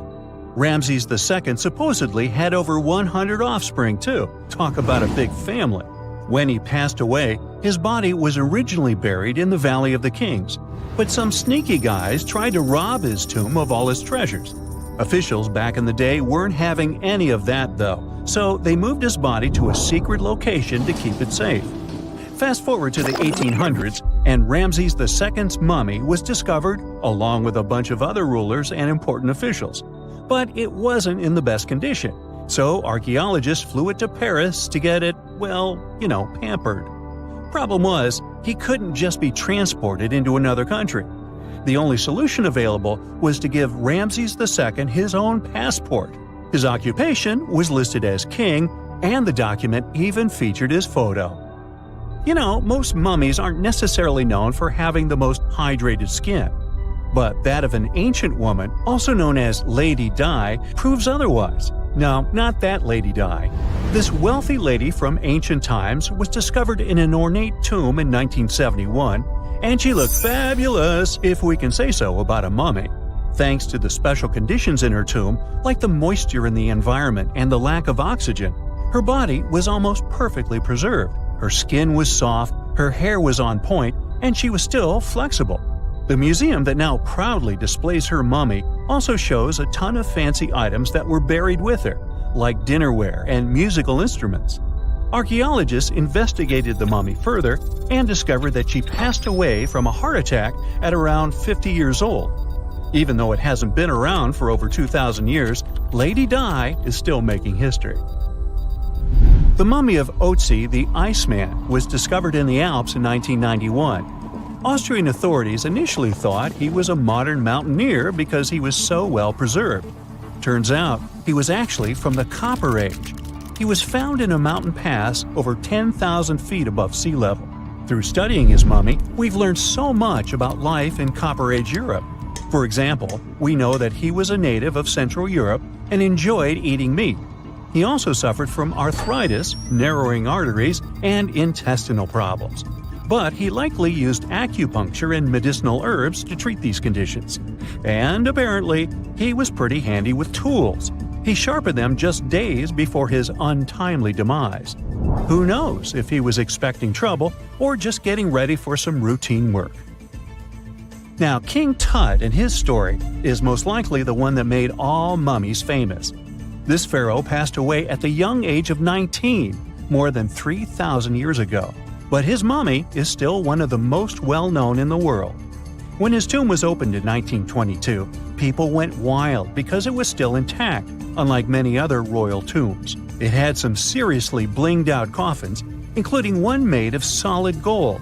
Not only did Tut's tomb give us a glimpse into ancient Egyptian history, but his mummy also taught us a lot about the time he lived in.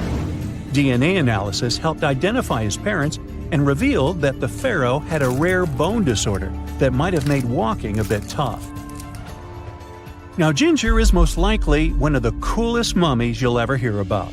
He's like a time traveler from 5,000 years ago who's still looking fly with his golden hair and perfectly preserved nails. Ginger was discovered in Egypt and is believed to be the earliest known mummified body. Before people even knew about mummification, they used to place bodies in shallow graves in the hot, dry sand. And since the sand absorbed all the water, bacteria couldn't reproduce and the body was preserved naturally. Now, scientists are not sure if Ginger's preservation was intentional or not, but since he was buried with some pottery vessels, it's likely that whoever buried him knew some serious preservation techniques. If you want to meet Ginger in person, he's currently chilling at the British Museum. One Dutch art collector bought a statue from Asia and ended up finding a weird discovery. The statue contained a mummy hidden inside. Unfortunately, the body was too fragile to move, so they had to leave it there. The coolest part is that this mummy is over 1,000 years old and was on display for 200 years before being encased in the statue. When scientists did a CT scan, they found out that the mummy was filled with paper scraps covered in writings. Experts think he might have done this thing called self-mummification, which is a pretty intense process involving a special diet and tea that makes your body less prone to bacteria. Only a few people could handle this ritual, and those who managed to do that were seriously respected. No other Egyptian queen has baffled scientists and historians like the stunning Nefertiti. Based on her statues, she was known for her slender neck, wide eyes, and high cheekbones. Her name translates to "the beautiful woman has come." Talk about living up to your name, huh? Even though she wasn't a pharaoh herself, Nefertiti still managed to leave a lasting impression.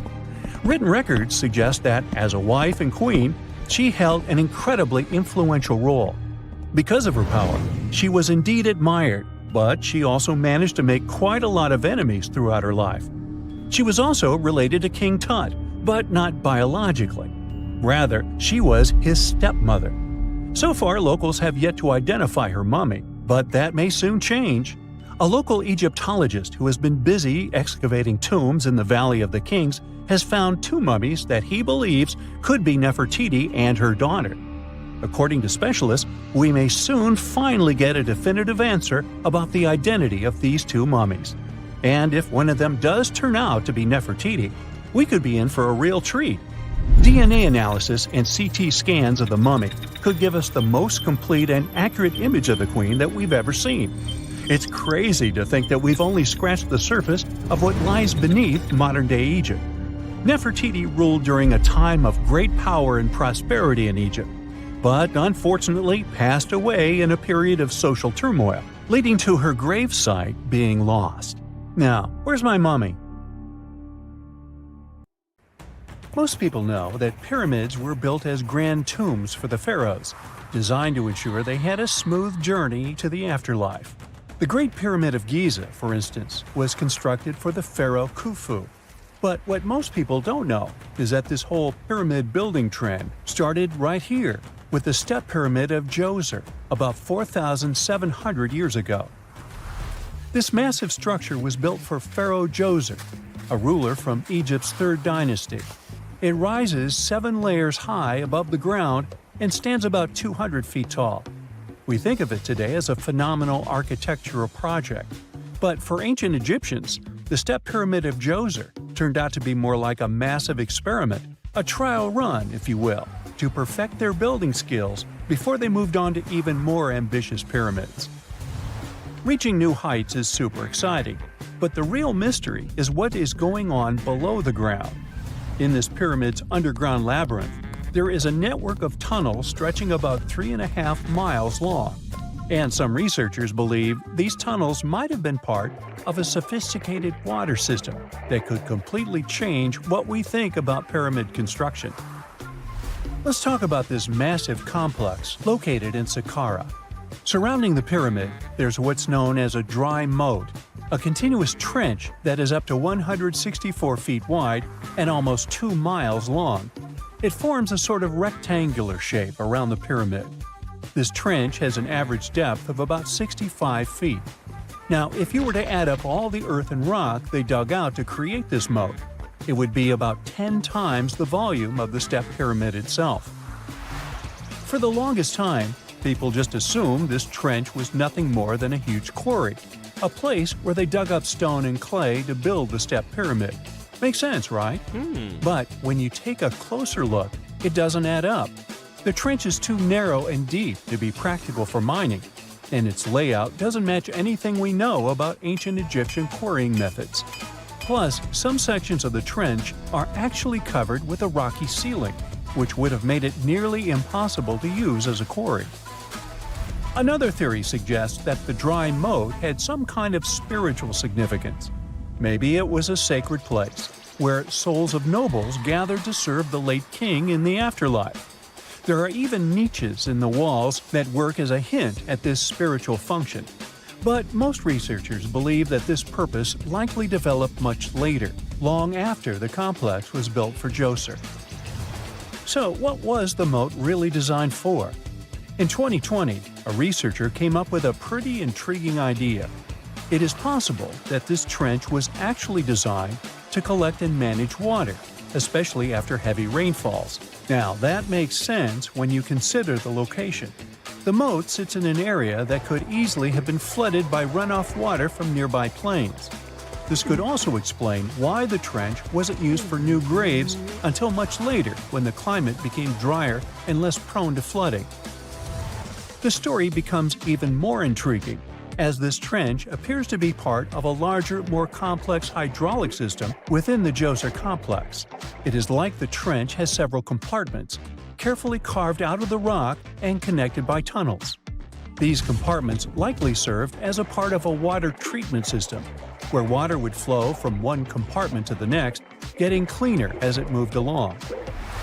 Now, here is where things start to tie into the pyramid itself. The Djoser complex has a series of underground shafts, and some researchers think that water from the moat's deep trench might have been used to power a hydraulic lift system, and this giant water-powered elevator could have been used to raise the heavy stones needed to build the pyramid. It worked like a volcano, but instead of lava, water did the heavy lifting. Imagine a big deep hole in the ground at the center of the pyramid site. Inside this hole, there was a huge wooden platform, kind of like a giant raft that could move up and down. When the workers wanted to lift a heavy stone, they would fill the hole with water. As the water rose, the wooden platform started to float up, carrying the stone with it, almost like a giant water-powered elevator. When the stone reached the right height, the workers slid it off the platform and onto the pyramid.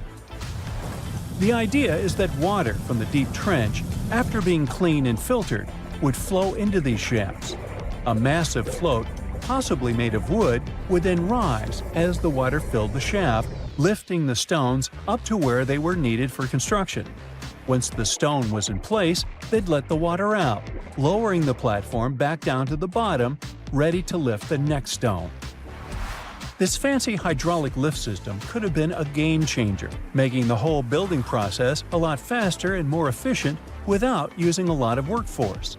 It is like the ancient Egyptians were already embracing the whole idea of work smarter, not harder. But of course, not everyone is on board with this theory. Some experts argue that the area where the step pyramid of Djoser was built couldn't have held enough water from occasional rains to maintain such a fancy hydraulic system. The main theory suggests that, in the past, there might have been some kind of lake nearby that would have filled up after a period of rain, and this lake could have supplied water to the complex's hydraulic system. But there is no mention of such a lake in any ancient Egyptian writings, so it might be more of a what-if situation than a reality. And then there's the issue of the hard work itself. Remember when I said this method could have allowed the ancient builders to raise stones with far less effort? Well, that might not be entirely true. According to some experts, just building this hydraulic device would have required a lot more heavy work than simply moving the stone blocks using good old-fashioned manpower. And let's not forget, the step pyramid of Djoser is like a baby pyramid compared to those that came later. The stones used for Djoser's pyramid weighed, on average, about 660 pounds each, which is nothing compared to the more than 2.5-ton blocks used later for the pyramid of Chephren. If this cool water lift theory gets completely ruled out, we still need to explain how this pyramid was built in the first place. To answer that, we need to rewind a bit and talk about the original plans. See, before Djoser's tomb became a pyramid, the idea was to construct a simple mastaba. This type of tomb was pretty common in earlier periods, a flat-roofed, rectangular structure with sloping sides. But after the original mastaba was finished, they decided to expand it a bit by adding more layers on top. And then they added even more layers, until the construction reached 6 distinctive steps, each one smaller than the previous. And they probably did all this by raising those heavy stones using ramps, not a water-powered elevator. There is still so much we don't know about the Step Pyramid of Djoser. More research is definitely needed to fully understand how this system worked, or if it even existed at all. But the idea of using water to help build the pyramid adds a whole new layer to our understanding of ancient Egyptian engineering. It's a powerful reminder of just how clever and resourceful those builders were, using the natural landscape and the power of water to create one of the most iconic monuments in history. You're walking down the street. You see a strange-looking antique shop called Ageless Trinkets of Mr. Bright. You're curious, so you enter there. You take a look at all the weird stuff. Suddenly, an old folded parchment paper catches your attention. It's a world map, but something's off with it. Instead of showing the countries as you know them, it shows the locations of 4 mythical lost worlds and civilizations. Mr. Bright, the shop owner, comes next to you after realizing your shock. This map won't let you find these places or anything, but I can explain to you the legends behind them if you want, he says. Let me begin with Atlantis. You might know it as Aquaman's underwater kingdom, but Atlantis, the fictional island, was actually first introduced in 2 of Plato's works.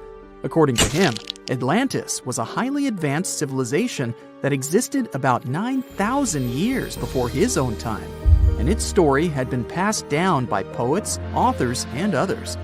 He wrote about Atlantis and its citizens to give a moral lesson and to teach about the dangers of arrogance, as well as the eventual downfall of those who are after too much power. In his dialogues, Plato stated that Atlantis was a great and powerful empire that was respected in all parts of the world. It was founded by beings who were half deities and half human, and became a great naval power after a while. Being an island filled with gold, silver, and other precious metals certainly helped their case. But besides that, it was also known for its breathtaking architecture and state-of-the-art technology, as well as its countless rare and exotic wild animals. Atlanteans were proud of their great achievements and the perfection of their civilization, but their excessive pride was going to bring their downfall. They believed they were so superior that they could gain control over any nation. This led them to launch a series of invasions. They conquered many of the Mediterranean lands, but when it was time to enter Athens, Athenians pushed back with an extraordinary force, so the Atlanteans were finally defeated. Plato stated that deities then got angry at Atlanteans because of how wicked, greedy, and immoral they became. So they punished them by sending earthquakes, which caused Atlantis to sink beneath the sea. Although the earliest written records of Atlantis were Plato's works, some people still believed his story to be based on truth and tried to identify the island of Atlantis with actual countries. Some people suggested it may have been located in the Mediterranean Sea, near the coast of Spain or Italy. Others thought it may have been located in the Caribbean, off the coast of Central or South America, but there was no solid evidence to support any of these claims. One theory, in particular, seemed more plausible than the others, though. Located in the Aegean Sea, the island of Santorini was the home of a highly advanced Minoan society. However, due to a huge volcanic eruption, it was destroyed about 3,600 years ago, causing the Minoan civilization to suddenly disappear. These similarities between the fictional Atlanteans and the historical Minoans made Santorini a good candidate for the speculations. Yet again, there were still major flaws with it, such as how the time when Plato said Atlantis was destroyed doesn't coincide with the time of Santorini's eruption.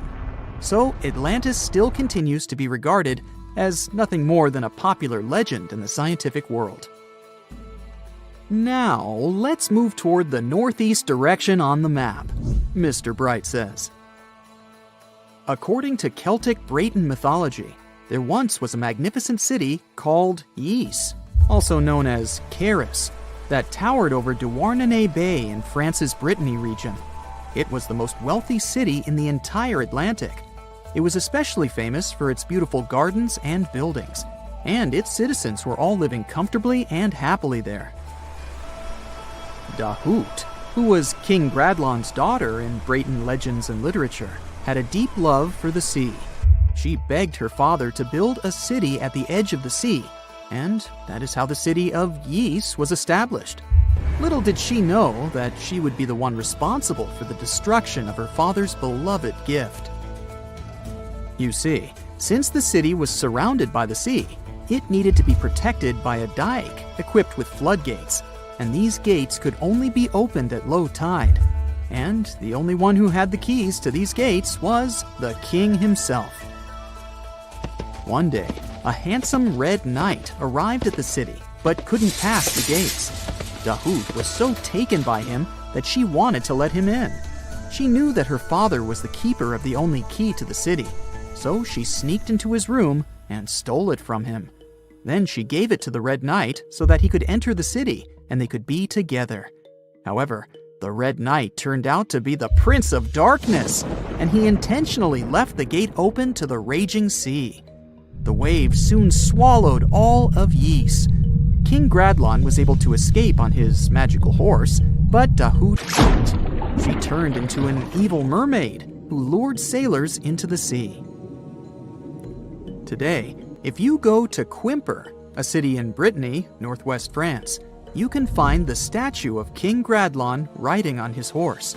Although the city of Ys is a legend, Brittany coast locals believe that on the days when the waters are calm, you can still hear the tolls of the city bells deep under the sea, if you listen carefully. Mr. Bright then points at the Indian Ocean on the map and says, "Now, have you heard about Lemuria?" Back in the mid-1800s, a few scientists suggested that there was once a continent that existed in the Indian Ocean, somewhere close to the south of modern-day Sri Lanka. The first one to popularize this theory was the British lawyer and zoologist Philip Lutley Sclater. In his paper, The Mammals of Madagascar, he stated that he found lemur fossils in India, and not in Africa. However, this discovery was extremely shocking to him because of the fact that lemurs' original homeland, Madagascar, is much closer to Africa. He proposed that this was possible only if some larger continent connected the two once. He stated that this continent must have eventually sunk to the ocean floor. He then named it Lemuria, and hence the theory was born.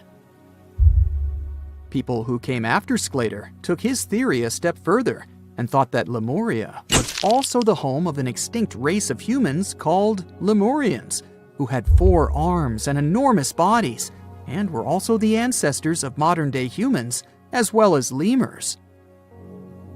Of course, as new scientific discoveries were made on plate tectonics, evolution, and the study of DNA, the theories regarding the fictional continent called Lemuria were debunked.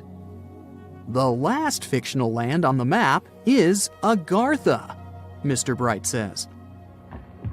Taking its roots from Eastern mysticism, one legend says there's a kingdom called Agartha that is located deep beneath the surface of the earth. It's where all 4 corners of the world are connected by paths and tunnels. It is said that there's a secret entrance into Agartha hidden in the Gobi Desert, and it's built by Agarthans themselves using advanced technology that can't be detected by us, the surface folks. According to some beliefs, Agartha exists to counterbalance the energies of those who live above the surface. While we live in a state of rush and heightened emotions, this world beneath us is the total opposite. Some even say that those who escaped Atlantis fled here to continue their lives inside the Earth's core. And yet, others think it's actually a land that's crawling with all kinds of monsters. But there's no need to be scared, since modern science proved Earth's core is not actually hollow. and is a solid hot iron ball. So you can cancel your journey plans to the center of the Earth if you've made any. Thanks, Mr. Bright. They found the tomb of a royal doctor who lived over 4,000 years ago, a man who held pharaohs' lives in his hands. This man knew secrets that only deities and kings were allowed to hear. And yet, when they opened his tomb in 2024, there was no body, just vivid paintings, untouched by time, and cryptic symbols carved into stone.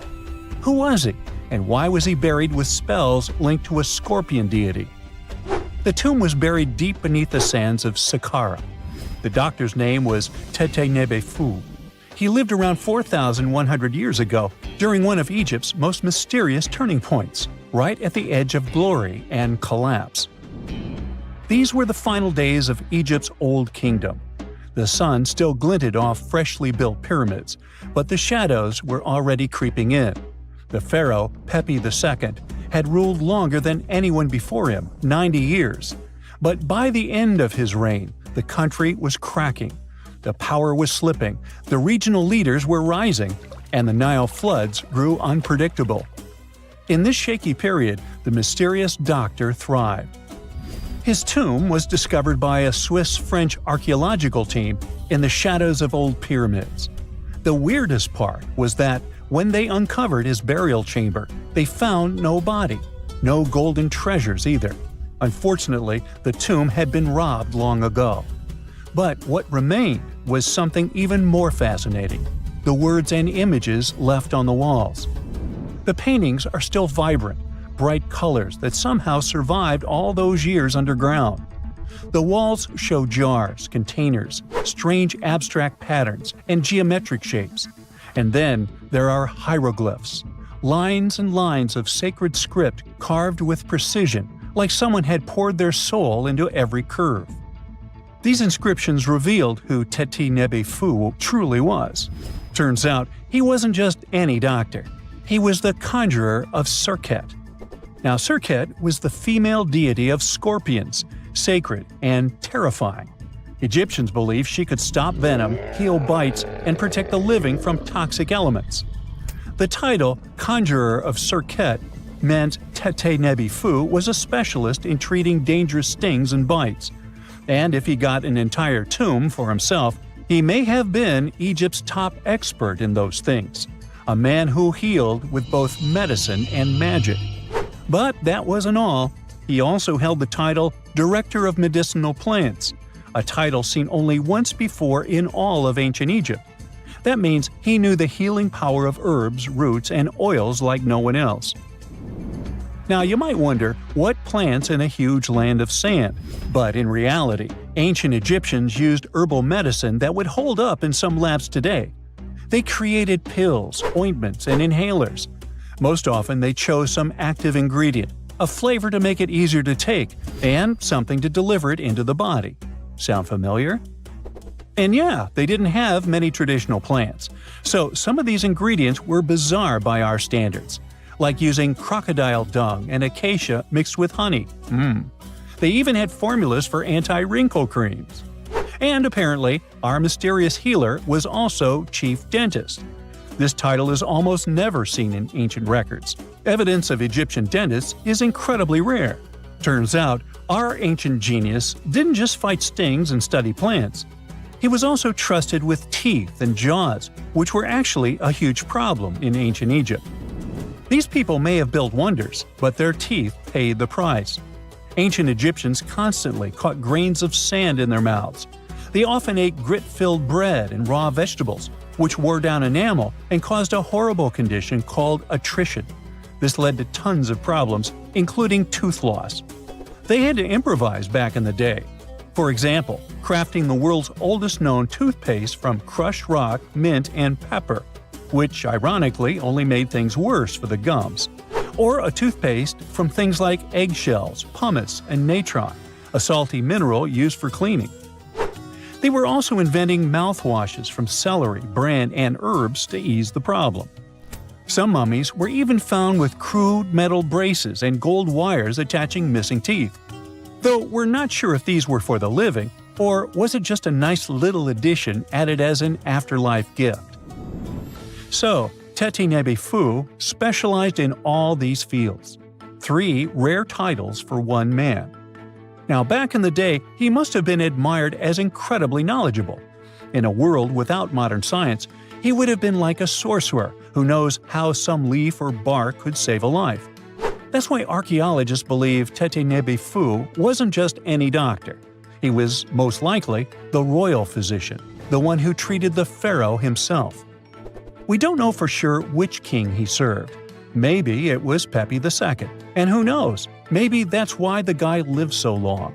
But if that was the case, Teti Nebi Fu may have lived through the final moments of the Old Kingdom, watching the Golden Age crumble from inside the palace walls. And then he was buried. The body was looted, or perhaps just lost to time. But the team says they're still studying the tomb, still uncovering the traces of this incredible man. Overall, ancient Egyptians were practicing medicine on a crazy advanced level. Some practices feel familiar even today. They had hospitals, specialists, surgeries, and many more things, even medical schools. Both men and women were allowed to be doctors. They healed with various methods and practiced surgery with actual tools, scalpels, forceps, even sutures. Some doctors treated only the eyes, others the teeth, the stomach, or even what they called the hidden diseases. They knew how to clean and dress wounds, could set broken bones using splints made of wood or reeds wrapped in linen, and even prevented infections. There were even proctologists. They also built the first prosthetics, like a wooden toe with leather straps that help people walk normally again. The oldest known prosthetic is 3,000 years old. Now, the most shocking part is how they actually even tried to remove tumors. A recent study looked at a 4,000 years old skull. It belonged to a man in his 30s.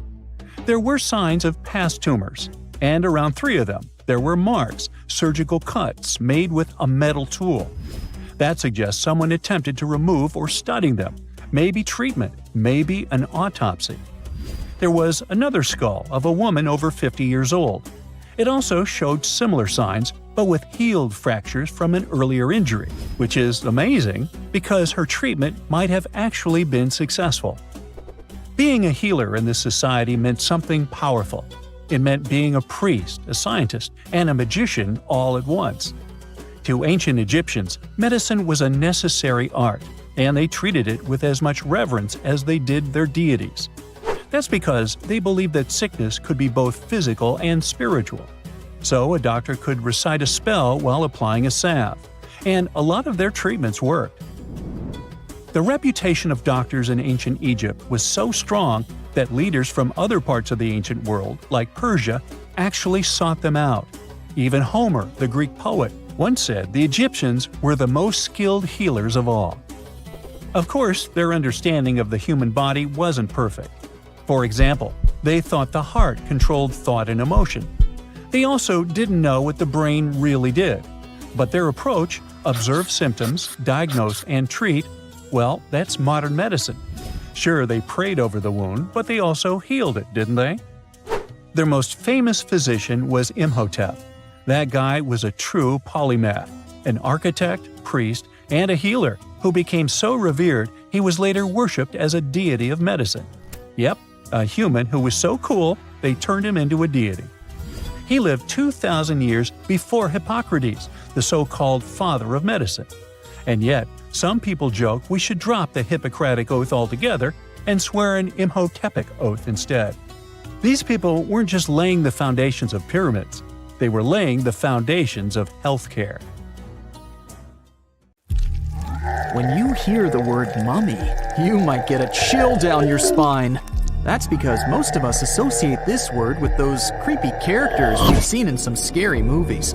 But in reality, mummies have helped us understand a lot about ancient civilizations, their rulers, and about how people used to deal with losing their loved ones.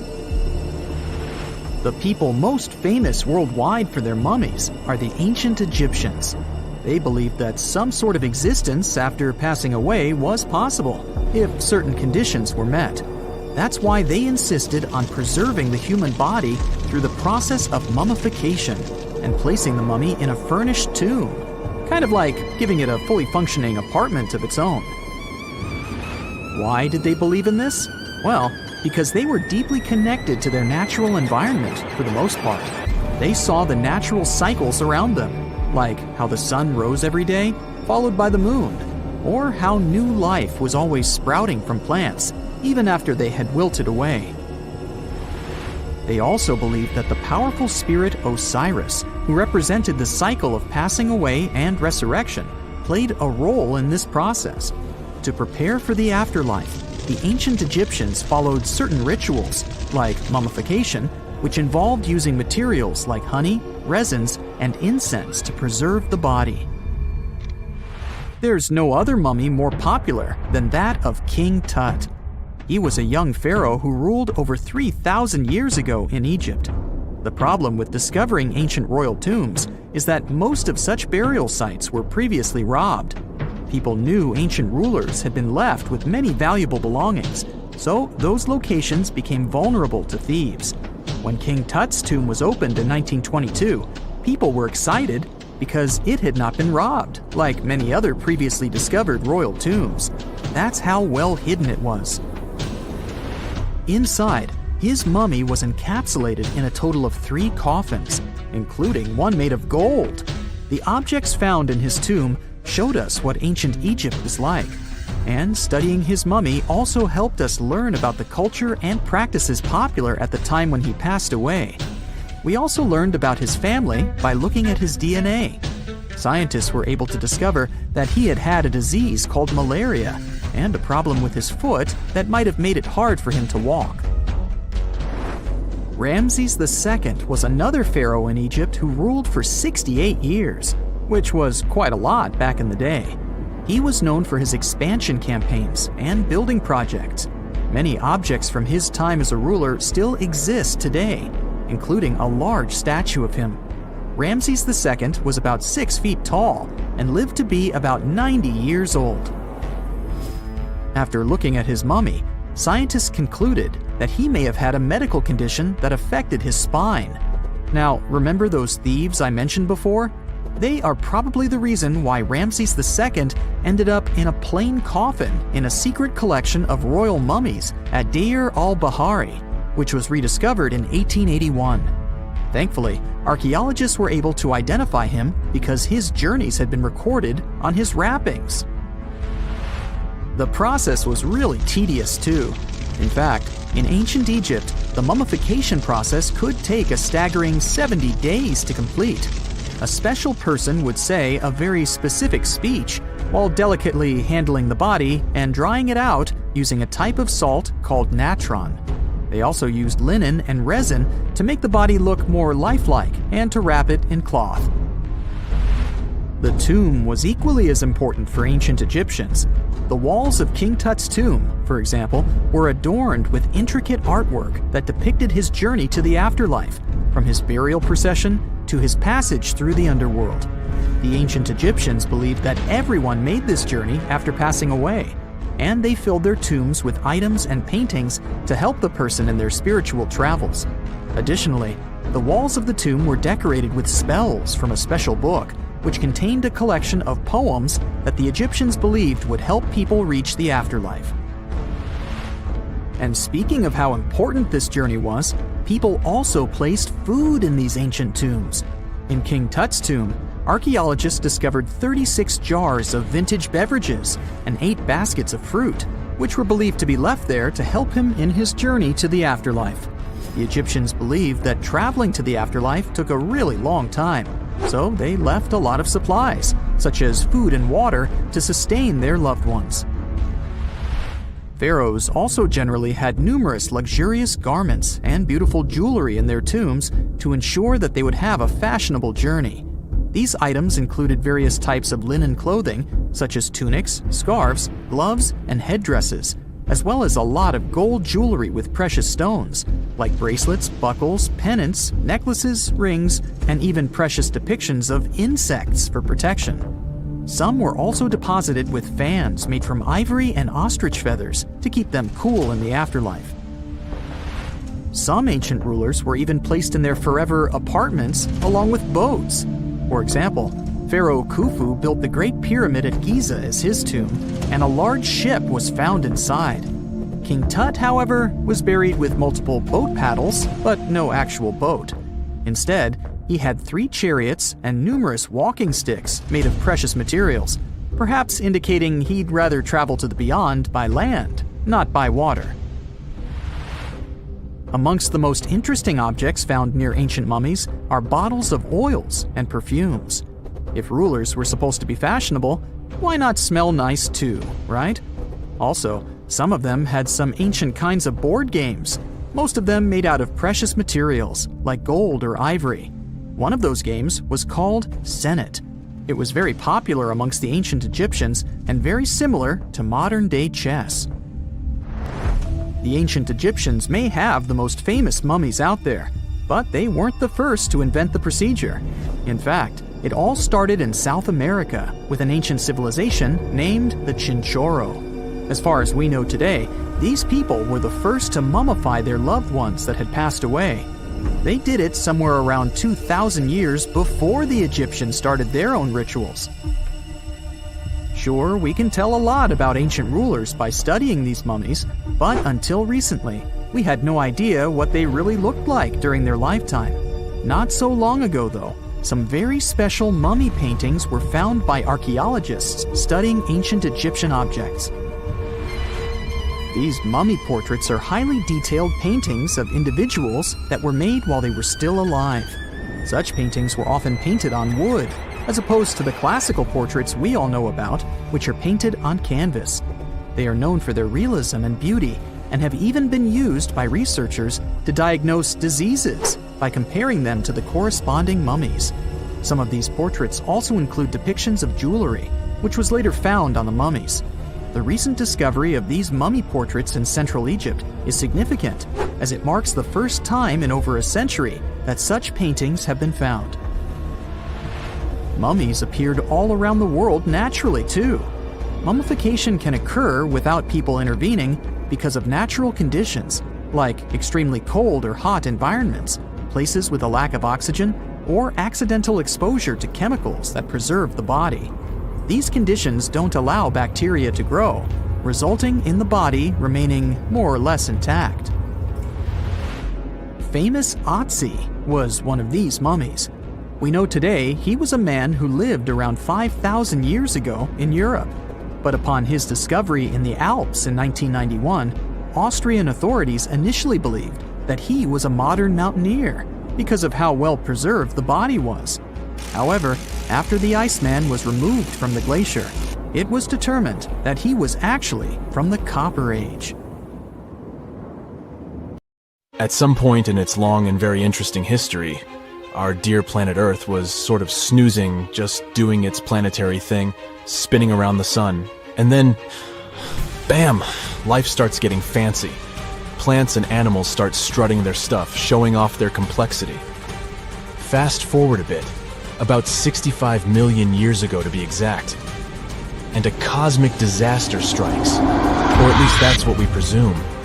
An asteroid probably smashed into Earth, wiping out the dinosaurs and other big animals.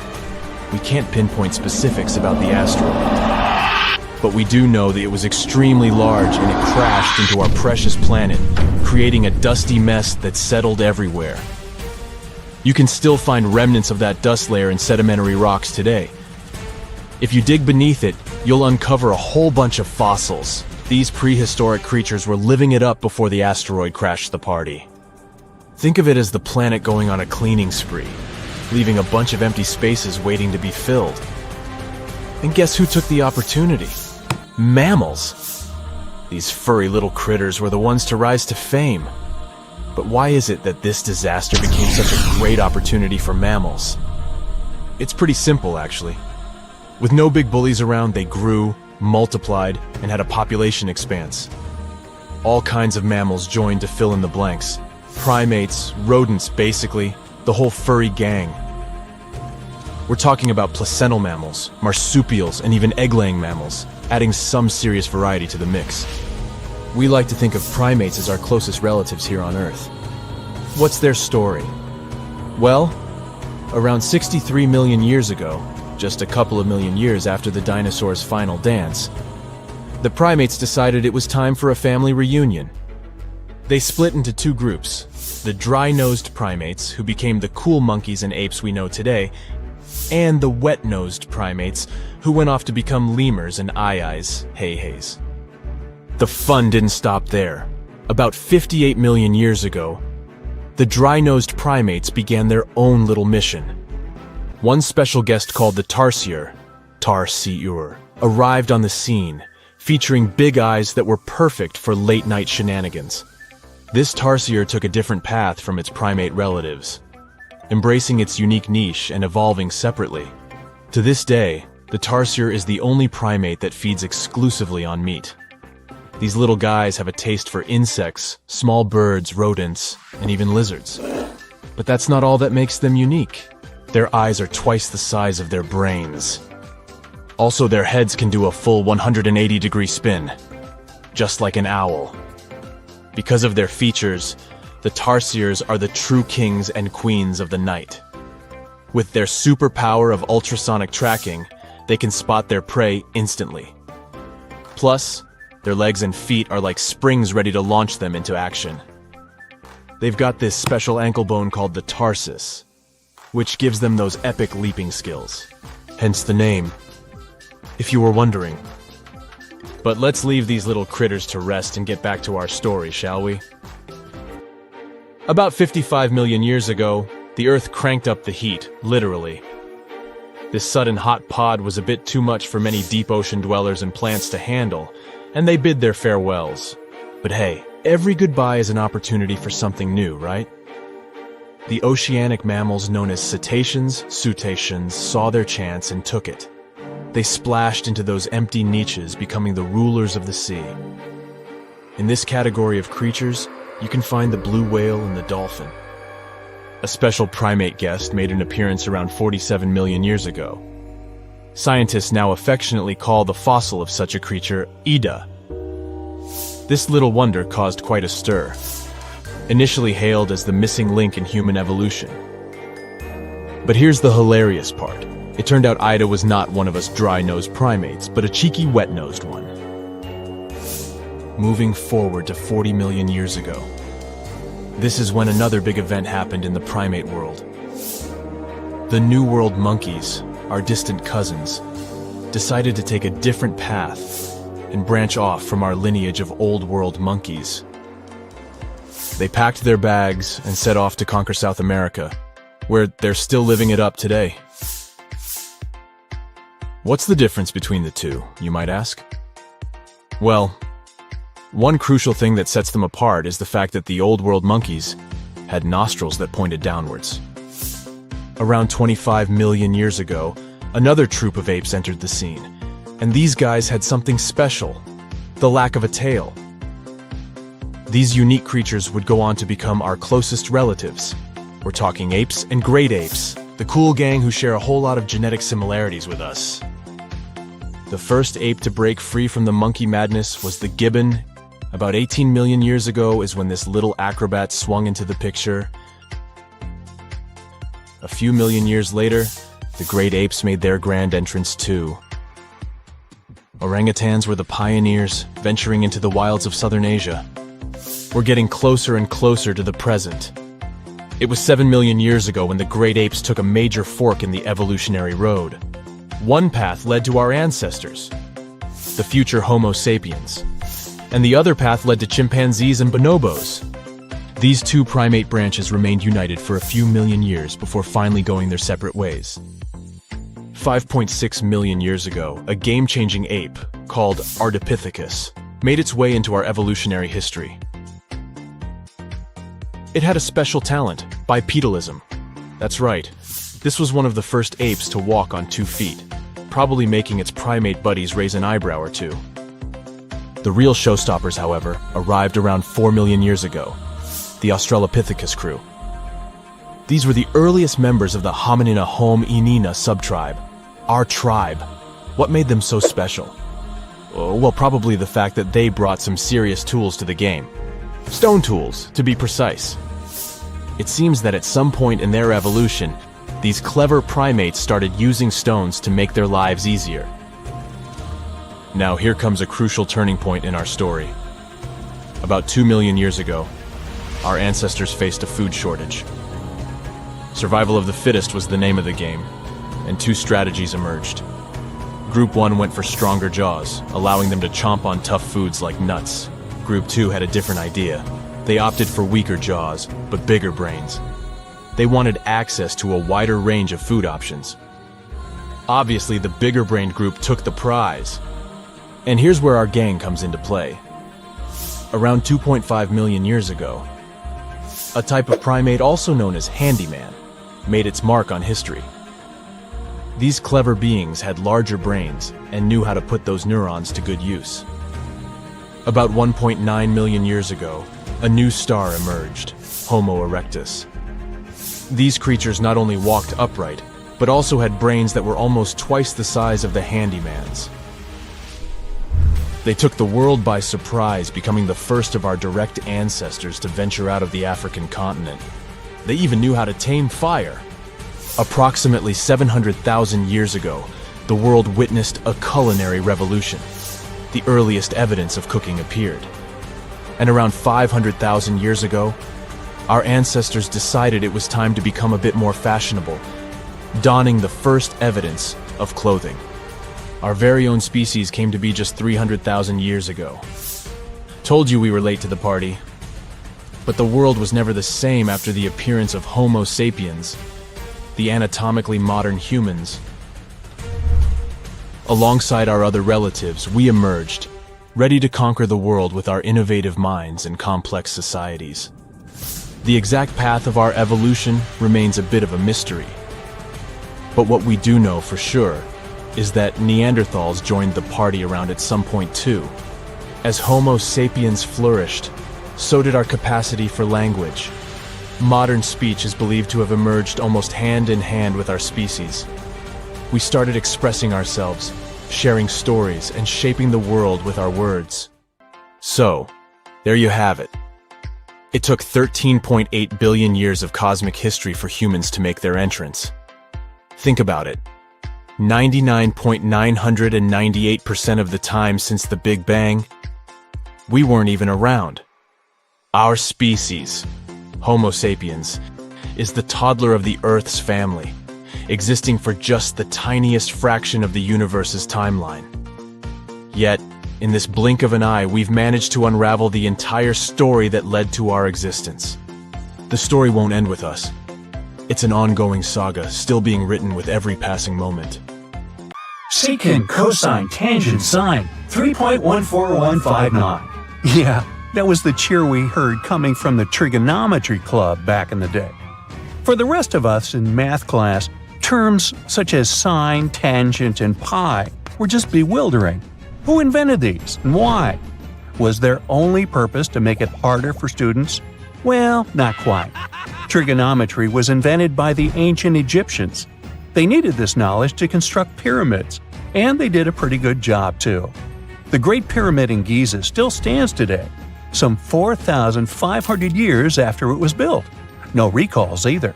So let's get out of that classroom and on a journey through time to reveal the secrets behind the ancient Egyptians' precision. Here you are, standing on the Great Pyramid's construction site, some 9 miles from Cairo. Well, the city still isn't there, as you're surrounded only by the desert and teams of construction workers. They're transporting large stone blocks weighing 2.5 tons each. They're inside a wooden sled that sits on large rollers. A crew of 8 men rolls these blocks along the ground. You immediately think of the rollers on a supermarket cash register. The principle is exactly the same, but the scale is greater, much greater. Scientists estimate that the Egyptians used 2.3 million such blocks in the Great Pyramid alone. And the block in front of you is one of the lighter ones. The heaviest of them weighed up to 15 tons. But where did all these blocks come from? Most of them originated from quarries around Giza.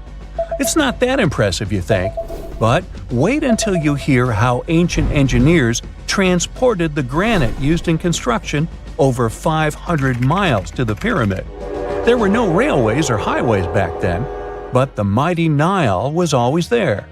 Researchers even believe that the Egyptians dug a canal to connect the Nile directly to the pyramid's construction site. All they had to do then was to wait for the flood season to begin, and voila! The rising water levels floated the heavy stone blocks for them. But how did they lift the enormous stones on dry land to stack them up to the top? Did they use oversized cranes? Well, ancient Egyptians worked around this problem, literally speaking. One of the workers is now pointing to the giant ramp going around the pyramid they're building. This is how a mountain road zigzags its way to the top. If the ramp went directly to the top of the pyramid, then workers couldn't pull the stone blocks along it. It would be too steep. Scientists have calculated that 8% could be the maximum incline. So ancient Egyptians just extended the ramp around the pyramid. Again, these are all theories, as the ramp could have been inside the pyramid, as some researchers suggest. The exact building method is still a mystery, guarded by the Sphinx. That's its real name, right? Wrong. As the Great Sphinx is just the statue's alias. You know, the name writers take when they want to hide their true identity, or a singer's stage name. The Sphinx's real name, translated from Egyptian, means Horus in the horizon. That was the name for the Egyptian deity of the sky. The trail of mystery doesn't end there. As a man walks past you with a bucket of paint, he's going to add a touch of color to the Great Sphinx. Researchers found specks of this red color next to its ear. That was some strong paint, as it survived for thousands of years. You are now standing straight in front of the Sphinx. You look up. It's very tall, right? 66 feet to be precise. Now resist the urge to take a selfie. You can do it. Now you notice something else. It looks like the Sphinx is in the center of a giant triangle in the back. That's one side of the Great Pyramid. And no, your eyes are not playing tricks on you. The Sphinx really does sit in the center of the pyramid's lateral face. Here's where math comes in handy. A pyramid has 4 sides, called lateral faces. There's also a 5th face, the base, but that's not visible. It's, wait for it, face down. The Sphinx has one last mystery to reveal: its age. Scientists agree that Pharaoh Khafre built the Sphinx. He ruled after his father, who had built a great pyramid nearby. So both structures were finished around the same time. Let's talk about numbers again. You've heard of Cleopatra, the Egyptian princess described as a woman of great beauty. Hello? She saw the pyramids, but she lived closer to the time of the first iPhone than the time of the people who built the pyramids. Fascinating, right? You can see thousands of people around you. They're working hard to build the pharaoh's tomb. But how many of them are there exactly? One Greek philosopher estimated there were as many as 100,000 workers. Seems like an okay number for such an enormous structure, but it can't be true. Science simply can't back up this number. Egyptologists put the total number of workers at 30,000. And yes, Indiana Jones was one of them, at least on the big screen, but he showed up late. Egyptologists know a lot about the pyramids, but not everything. Not because they don't want to, but because they haven't yet dug up enough evidence. They can only guess how the building process went. First, engineers would arrive to choose the right spot and do the necessary measurements. That's why they needed all that complicated math. Then, it's time for sourcing the material, the large stone blocks I mentioned earlier. When boats deliver them to the site of the future pyramid, workers can finally do their thing.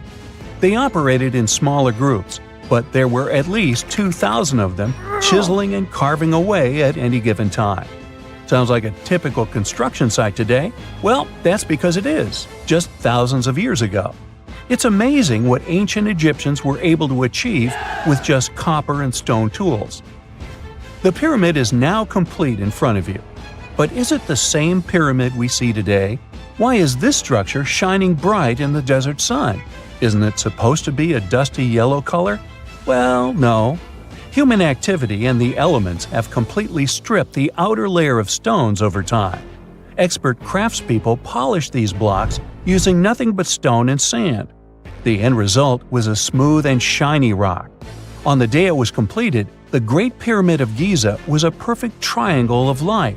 Its polished sides acted like giant mirrors, reflecting the powerful Egyptian sun. This is the point where you should put your glasses on, and that shiny thing you see at the pyramid's very top is actually gold. The capstone at the top of the pyramid is called a pyramidion. It was covered in sheets of gold. As you can guess, these were the first stones to disappear. Let's make another stop before we get you back to your classroom.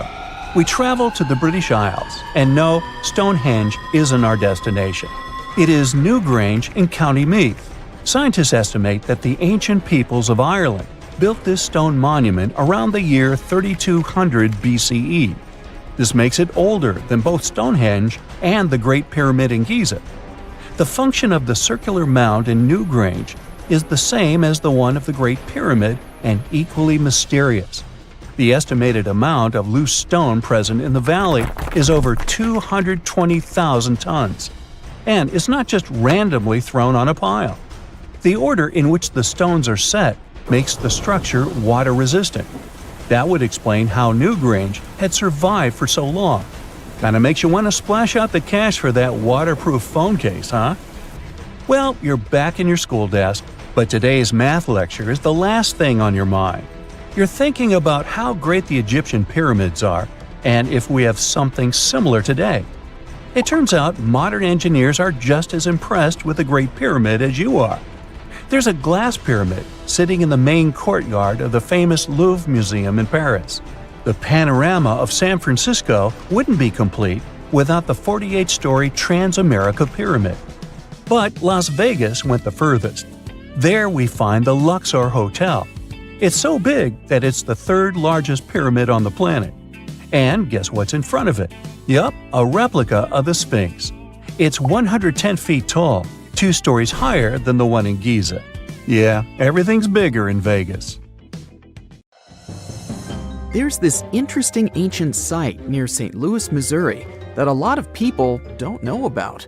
It's called Cahokia, and it used to be a huge city with up to 20,000 people living there back in the 11th century. It's full of these massive earthen mounds that were built by hand, and the biggest one is still there today, at the Cahokia Mound State Historic Site.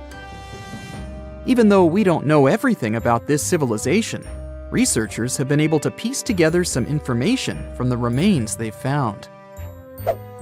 For starters, they found some pretty old teeth at this site. After studying their appearance and structure, scientists suggest that a lot of different indigenous groups lived there. About a third of them came from other areas in the middle of the continent, which they figured out by studying the different levels of various substances in the teeth. And get this, the way the mounds are arranged shows that this was actually a planned-out city, not just a bunch of villages grouped together. The rulers lived on top of the mounds, while everyone else lived in other structures.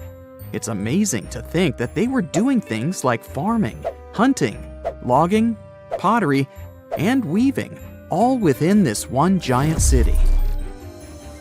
Right in the middle of Cahokia, there was this giant mound that was about 100 feet tall, and around it, there was this huge wooden fence. Inside the fence was the city center, which had a big open space called a plaza. Archaeologists think that the plaza was designed to represent the 4 cardinal directions of the world. It was like the people who built it wanted to create a place that was in harmony with the universe. The center of the city was where they held ceremonies and events, and it was such a big deal that people from outside Cahokia would come to be a part of them too. What became of this city? Hard to tell. Some people think that the reason it fell apart is that they cut down too many trees and the land got all messed up. Other scientists believe that's not true, because the soil was still in pretty good shape after the city was gone. The Europeans were not even around at that time, so they couldn't have influenced the downfall of Cahokia either. There's also one theory that suggests there were fights with other communities that caused the city to collapse. These days, there are over 65 preserved mounds. and you can even climb the steps of the tallest one. The best part is that local authorities are thinking of making it a national park, so you should totally plan to visit before it gets too crowded. Mohenjo-Daro is another lost ancient city that's still surrounded by mystery. Located in modern-day Pakistan, it was a city that flourished during the Bronze Age, and it was extremely advanced for its time. It had things like water systems and fancy architecture that other cities didn't have back then. Despite these features, it's not as well known as other ancient cities, like those in Egypt or Mesopotamia. What's even weirder is that at some point, the city was abandoned, and no one knows why. Archaeologists found the city in 1911, but it took a while for them to realize how important it was. Eventually, they uncovered a lot of really interesting things about the city, like its advanced sanitation system. Excavations uncovered over 700 wells, as well as private baths and a large communal bath. Remarkably, even private homes had toilets, and waste was efficiently disposed of through a city-wide sewage system. They also had a lot of trade connections and made some really beautiful objects, like pottery, jewelry, and figurines that were sold all over the region. Despite its amazing culture and knowledge, scientists have yet to figure out why the city was abandoned. Some people think changes in the nearby river might have had something to do with it. The writings that the people of Mohenjo-Daro left behind are still a complex code, even for the most skilled specialists, making it even harder to piece together their history. Have you heard of the lost city of Kolmanskop? It used to be a small settlement in the Namib Desert. Legend has it that it got its name from a man named Coleman who got stuck in the local dunes and was never seen again. But that's not the interesting part. In 1908, a railway worker found a shiny stone and showed it to the chief railway foreman, who turned out to be a hobby mineralogist. They discovered it was a diamond, and soon, Kolmanskop became the richest town in Africa and one of the richest places in the world. It had luxurious stone houses, a school, a hospital, and even an ice factory to produce ice for fridges. The hospital had the first X-ray machine in southern Africa, which was supposedly used to check if workers were illegally swallowing diamonds. Its popularity began to decline in the late 1920s when another diamond-rich location was discovered nearby. Most of the inhabitants soon began to flee the city in search of a better life, leaving the buildings abandoned. In 1938, all machinery was taken south and the town was left to the desert. The last inhabitant left Kolmanskop between 1956 and 1960. The hot climate and low humidity have preserved the structures over time, and tourists can now visit this desert ghost town. You've surely heard about this next ancient city, Machu Picchu. It's this incredible ancient location in Peru. It stretches across a huge piece of land in the Andes Mountains and sits high above sea level. It's even considered one of the wonders of the modern world. But here's the thing. Scientists aren't exactly sure what it was used for. It could have supported up to 750 people, but there aren't a lot of human clues left behind. Some people think it was more of a spiritual or ceremonial place, while others believe it may have been like a fancy spa retreat for the nobles. The extensive terraces might mean it was used for crop testing or as a trading hub. And there's even a theory that it was used as a prison because they found a cell-like area too. It's amazing that even today, archaeologists and historians are still puzzled about how it was built. Did you know that they probably didn't even use wheels for transportation? And those massive granite rocks were somehow pushed up the steep Andean mountains, even though most of them weighed a lot. Some historians think that hundreds of people worked together to push each rock up the peak. The huge stones at Machu Picchu are also so close together that you can't see any cracks between them. It's pretty cool because it also makes the area safe during earthquakes, which is important since Peru is a shaky country. But how did the stones stay put during all those quakes? They actually move a little bit, but then they go back to their original spot, almost like they're dancing. Some people think wet wooden wedges were used to keep them in place, but that doesn't really add up, considering how big the structures are. Locals back then also seem to have built Machu Picchu without using any pack animals or iron tools. They had to sculpt and put everything together using mostly their hands. Plus, the citadel is built on a fault, so they had to move a bunch of stone and earth to make it flat. Scientists also think that the real construction is actually underground because of the deep foundations and drainage system. In fact, there's a hidden water system that was just recently discovered using 3D scanning. They didn't even use mortar to put the granite blocks together. They were so precise that you can't even fit a sheet of paper between them. One theory suggests that people that lived there used stone tools made of a harder material than the stone they were cutting. It's the first day of your long-awaited trip to the Amazon forest. You flew all the way to South America. More specifically, you landed in the city of Manaus. It's the heart of the Brazilian Amazon. So far, you've traveled by air, car, and now water. You are on a tiny boat, moving through the dark waters of the Amazon River. Yes, the river is also called the Amazon. And just FYI, it's the second longest river in the world. It loses only to the Nile River in Egypt. The Amazon sprawls for an impressive 2,700 square miles, beginning in Peru and ending only when it meets the Atlantic Ocean off the coast of Brazil. To get a closer look at the forest, you decide to start by exploring it by boat. First up, you watch some piranha fishing. You can even try to catch one yourself if you like. As you may know, piranhas are carnivorous fish that inhabit the Amazon River, so it might not be your best option to go swimming in these waters. One of the most emblematic species of alligators present in the Amazon River basin is the broad-snouted caiman.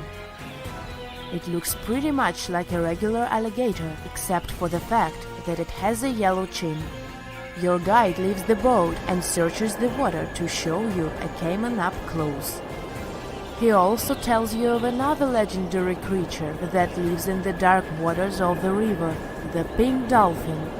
Lucky you get to witness a family of pink dolphins showing their fins near your boat. They look magical from the place where you're sitting. You've probably never known dolphins can be pink, huh? After a few mesmerizing moments, you discover that the dolphin's pink color is nothing but an illusion. The animals are originally pinkish-gray, but due to the brown colors of the Amazon River, they look vivid pink when you stare at them from above. Your guide tells you that the pink dolphin is a central character of Brazilian folklore. Locals believe that the pink dolphins can turn into humans and wander off into towns at night. You get off your boat near one of the entrances to the forest. Now you're going to continue your trip on foot. Your guide says that you are venturing into very dangerous terrain. The Amazon is home to some of the creepiest species of wildlife on the globe. But don't worry, we'll get to see a lot of them today. You've come prepared, of course. Bug spray, a raincoat, and your sharp eyes. Inside the jungle, you need to be alert at all times. You may have heard legends of the anaconda, a snake that can swallow animals as big as a cow in one go. Sorry to break it to you, but those are not just legends. Reptiles like these do actually exist. They live deep in the jungle. Is it right there, moving between the trees? Is it a spider? The so-called Goliath bird-eater is a monster spider. Its legs can grow up to a foot in length, and the spider itself can weigh around 6 ounces. It's also known as the king of tarantulas. You shouldn't get too close, of course. It's not venomous to humans, but its bite can surely sting. As its name suggests, the Goliath bird eater can even eat birds, as long as they are smaller than it is. Up next, you run into another species of spider that draws your attention. This one is so tiny that you almost don't see it. It's known by the popular name of the decoy spider. You see one of its creations, a gigantic spider built by the tiny Clovis spider in order to scare off large predators. This is as amazing as it is creepy. A spider that uses the remains of other insects and dry leaves to create the image of a large spider on its web. If it fools predators, perfect! But to us humans, this work of art looks almost endearing. Who knew there were artists in the arachnid world? Near a small lake, you witness a unique scene. A large snake is slowly slithering its way toward a lizard that is resting on a rock. The lizard seems obvious to the presence of the dangerous reptile, but right as the snake is preparing to attack, the lizard flies the scene in its iconic way. The so-called basilisk lizard is famous for its ability to walk on water, or rather run across the water. This isn't an illusion, just a matter of balancing. The small lizard moves its legs on top of the water very fast, while its long tail serves as a counterweight. I wish I could do that. If you've ever wondered what a frog looks like on the inside, you've come to the right place. Right in front of your eyes, there is a rare local species of frog. It's known as the glass frog. This species of amphibian has a type of transparent skin that is completely see-through. In other words, you can see the frog's interior with astounding clarity. It's as if you had X-ray vision. Moving on with your journey, soon you come across a pond. Floating on its water is probably the biggest water lily you've ever seen in your life. These huge plants are also known as the Victoria Amazonica. They can measure up to 8 feet across and hold the weight of a grown-up person. But I wouldn't recommend trying to climb on it if I were you. Just cause, you know, it's the Amazon forest we're talking about. The wildlife here is amazing, but the forest itself is also a sight. There are over 80,000 species of plants and trees grown in the Amazon rainforest. In fact, you can find 10% of all the world's wildlife in this jungle. An estimated 400 billion trees grow on the gigantic area the forest occupies. Of course, this place is bound to be biodiverse, right? You won't be able to witness this phenomenon during your trip, but your guide tells you about a unique species of tree that is famous for being able to walk. Yep, you've heard correctly. There are walking trees in the Amazon rainforest. They don't have legs or anything like that, but they do move around in search of better lighting conditions. The Amazon canopy is so thick that only 1% of sunlight can reach the forest floor. Because of this, some trees end up getting less sunlight than others. The so-called walking palm trees seem to be adapted to this situation. They grow new roots, which helps them move for 1 to 2 inches per day. They can walk up to 65 feet per year. Maybe that's what inspired John Ronald Reuel Tolkien to create ants, huh? Those are pretty similar tree beings that roam freely around the world.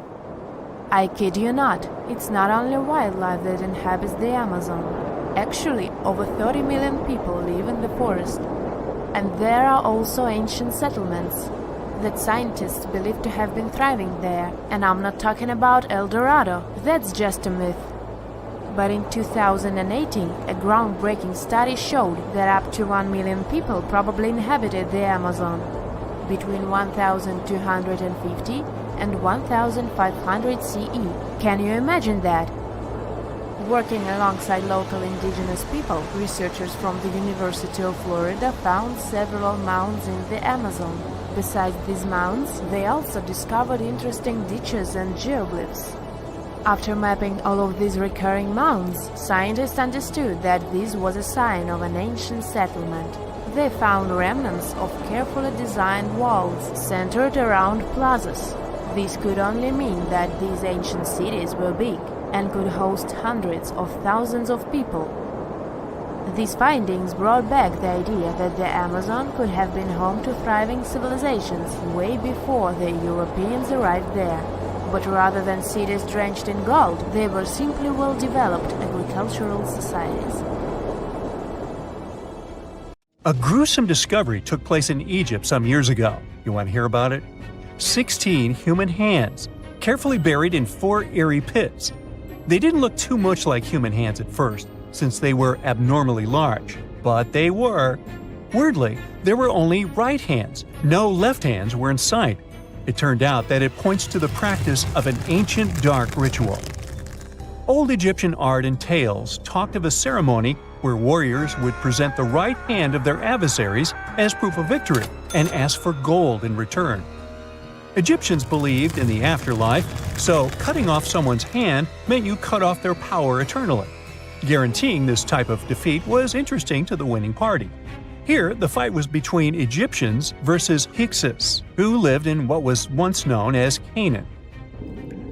Egypt has always been the center of some history-changing findings, and some time ago, this papyrus was found. If we stretched it open, it would be just a tad bigger than the height of a skyscraper. The world's tiniest skyscraper, which is located in Wichita Falls, Texas.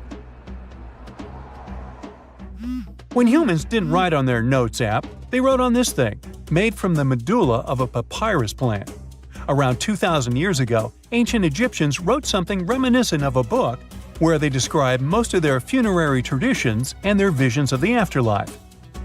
It's considered one of the most important texts from ancient Egypt and is still sold in bookstores to this day. This ancient manuscript was unearthed from a chamber located just south of the Pyramid of Djoser, located in Saqqara. Oh yes, Djoser is the oldest pyramid in Egypt and not the Giza pyramids like most people think. So recently, the site of Saqqara buzzed with excited archaeologists who probably found one of Egypt's oldest complete mummies. They believe that this beautiful and well-preserved mummy was that of a wealthy man. He was discovered in a deep shaft, covered in layers of gold leaves.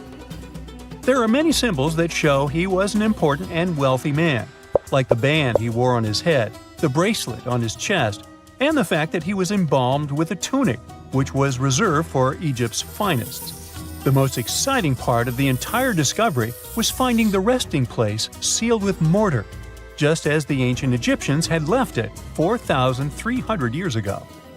Now this may sound weird, but back in 2008, archaeologists discovered a missing pyramid. Now it went missing because it deteriorated over the span of 4,000 years. Today, you can only see its base. It was a pretty important site back in ancient times.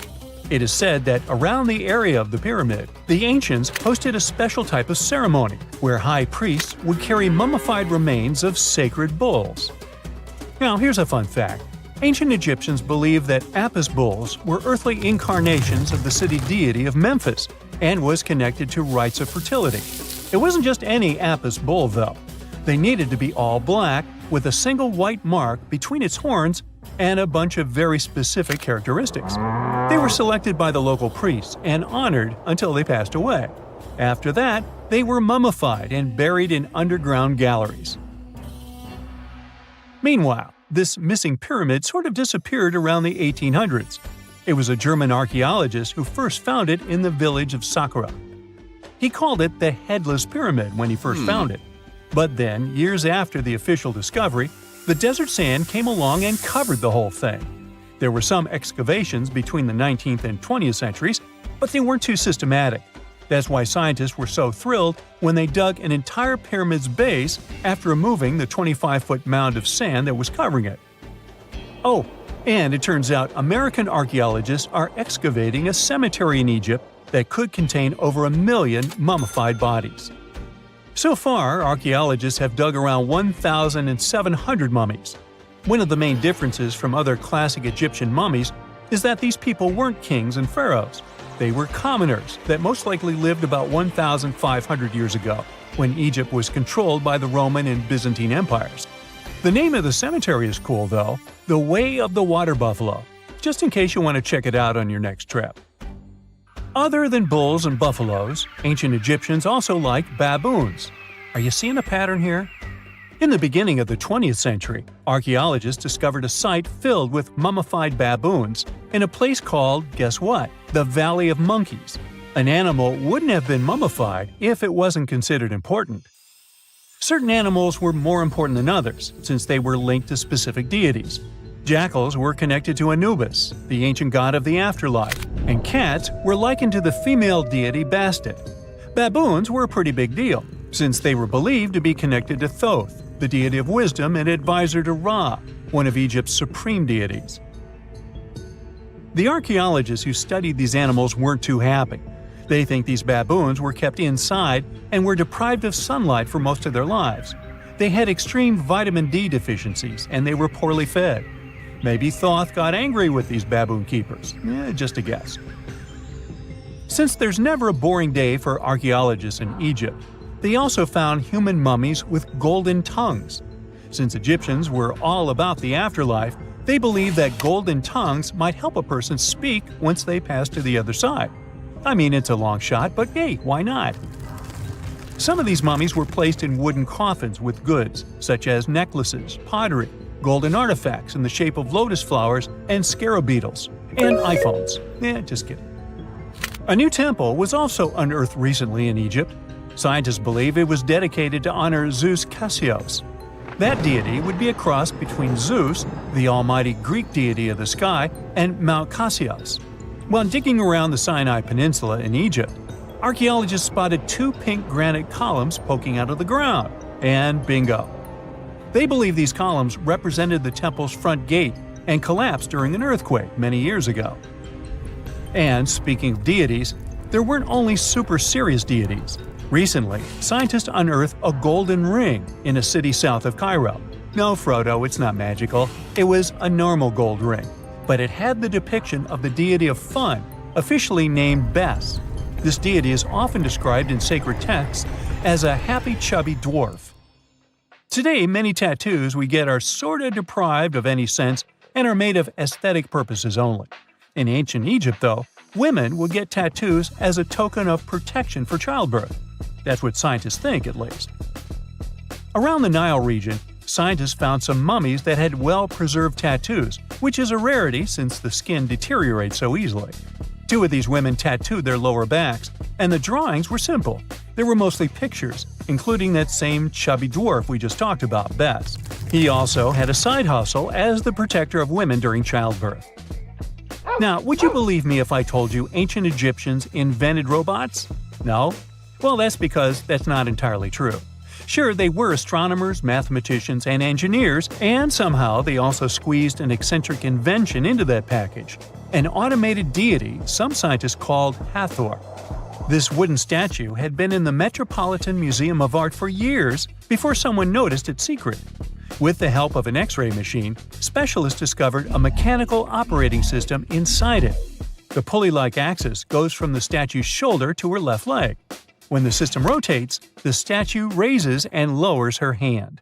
Hey, pick me! Pick me! I got my hand up here. Now, let's assume that another species, whether humanoid or dolphin-like, could have existed millions of years ago. How do we find their traces? There was a Doctor Who episode about a non-human industrial civilization on Earth that existed long before us. These reptiles, called Silurians, were forced deep underground by a catastrophic rise of temperatures on Earth, and there they thrived for centuries. That inspired scientists to create the so-called Silurian hypothesis. If there was an advanced civilization before us, we should find their traces somewhere. Well, let's try. Climatologist Gavin Schmidt and astrophysicist Adam Frank decided to dive into this themselves. Like us, any technologically advanced civilization would be hungry for energy. So they looked for global effects that would leave a widespread mark.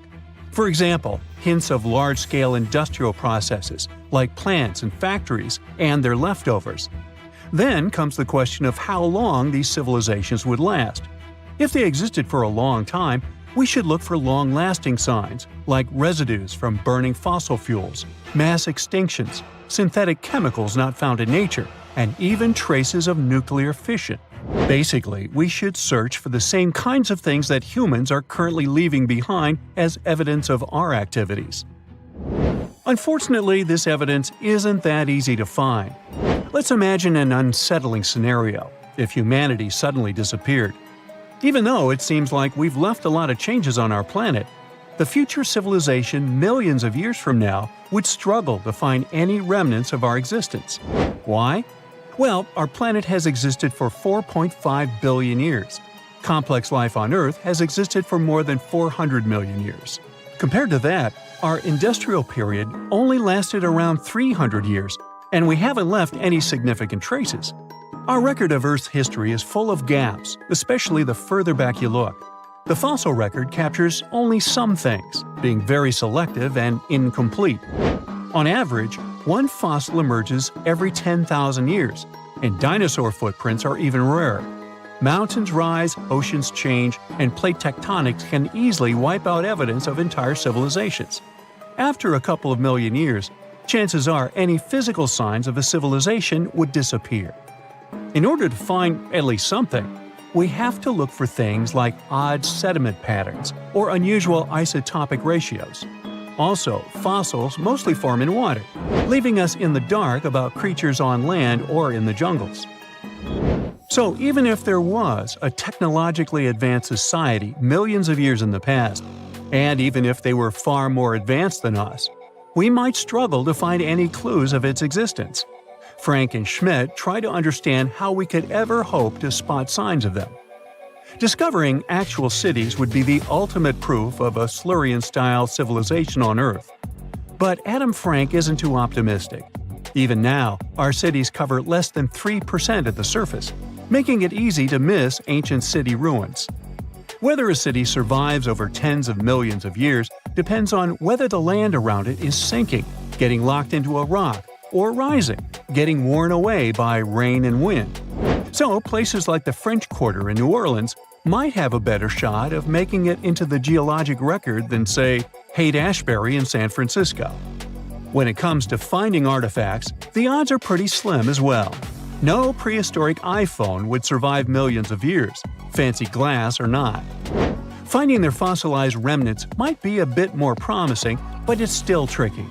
Considering modern humans have only been around for about 100,000 years, it's quite possible that we might overlook any traces of an earlier advanced species. There is one thing, though.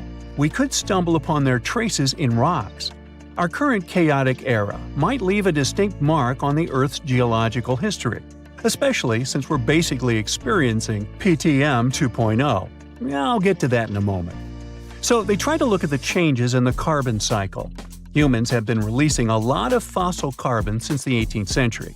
This leaves a special mark in the carbon isotope ratio, like a signature that shows the difference between carbon in living things, such as seashells, and carbon in lifeless volcanic rock. Scientists also look for signs in the way sediments are arranged. Large coastal deltas might mean that there were bigger rivers made by folks in this hypothetical civilization. Traces of nitrogen could suggest big-scale farming, where they used a lot of fertilizer. Spikes in metal levels in the sediment could mean runoff from heavy industries. Of course, a single find like that wouldn't tell us anything. Schmidt says the key is to look for multiple signs together. Without clear artifacts, the uniqueness of an event might show in various clues rather than a set of changes linked to a single cause. On a quest for Silurian-style clues, scientists even decided to check the Moon. Some astronomers find it surprising that no one has looked into this before. They even joked about the possibility of dinosaurs building rockets and leaving traces on the Moon or other celestial bodies. These astronomers think that Earth-like planets tend to erase signs of civilizations on their surfaces. So they're exploring the wild notion that these beings might have been space travelers. In that case, remnants of their technology, known as technosignatures, could be lurking not only on our Moon, but also on asteroids, or even buried on Mars. There they might endure for millions or even billions of years. Unfortunately, so far, despite digging into the past 380 million years and examining all suspicious events, the researchers haven't found a clear match for a technological civilization. They don't give up, though. Frank calls for more investigation. For example, we could study how modern industrial chemicals stick around in ocean sediments. This, he believes, could help us identify similar chemical traces in the Earth's history. If there are no traces, why do we even bother to find something like that? This research is based on Schmidt and Frank's recent papers. They were delving into the Anthropocene. It's the proposed epoch dominated by human activities on Earth. It's full of these things called hyperthermals. They're prehistoric events when temperatures on Earth sharply increased over a relatively short time. They're like extreme heat waves from the past. A great example of this is the Paleocene-Eocene thermal maximum, or PETM for short. It happened around 55.5 million years ago and saw a rapid rise in global temperatures. Over 200,000 years, the average temperature on Earth jumped from about 9 to 14 degrees Fahrenheit.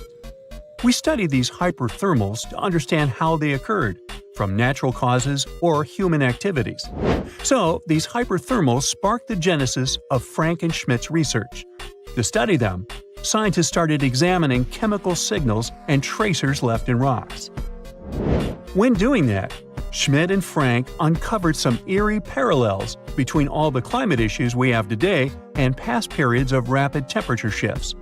There's a close similarity between the PETM and other hyperthermal events. So all this work isn't just about solving a historical mystery. Understanding our impact on the environment can guide us to finding better ways to live in harmony with the planet and avoid becoming a forgotten species in the future. Our Milky Way is filled with lots of planets that could be just right for life, but we don't know if there are other civilizations out there. Earth is the only place we know of with living beings. About 200 years ago, people wondered if there might be civilizations on Mars.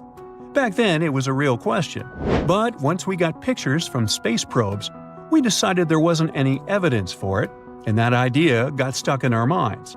Now, it's not even considered a valid topic for serious science. It's seen as kind of silly.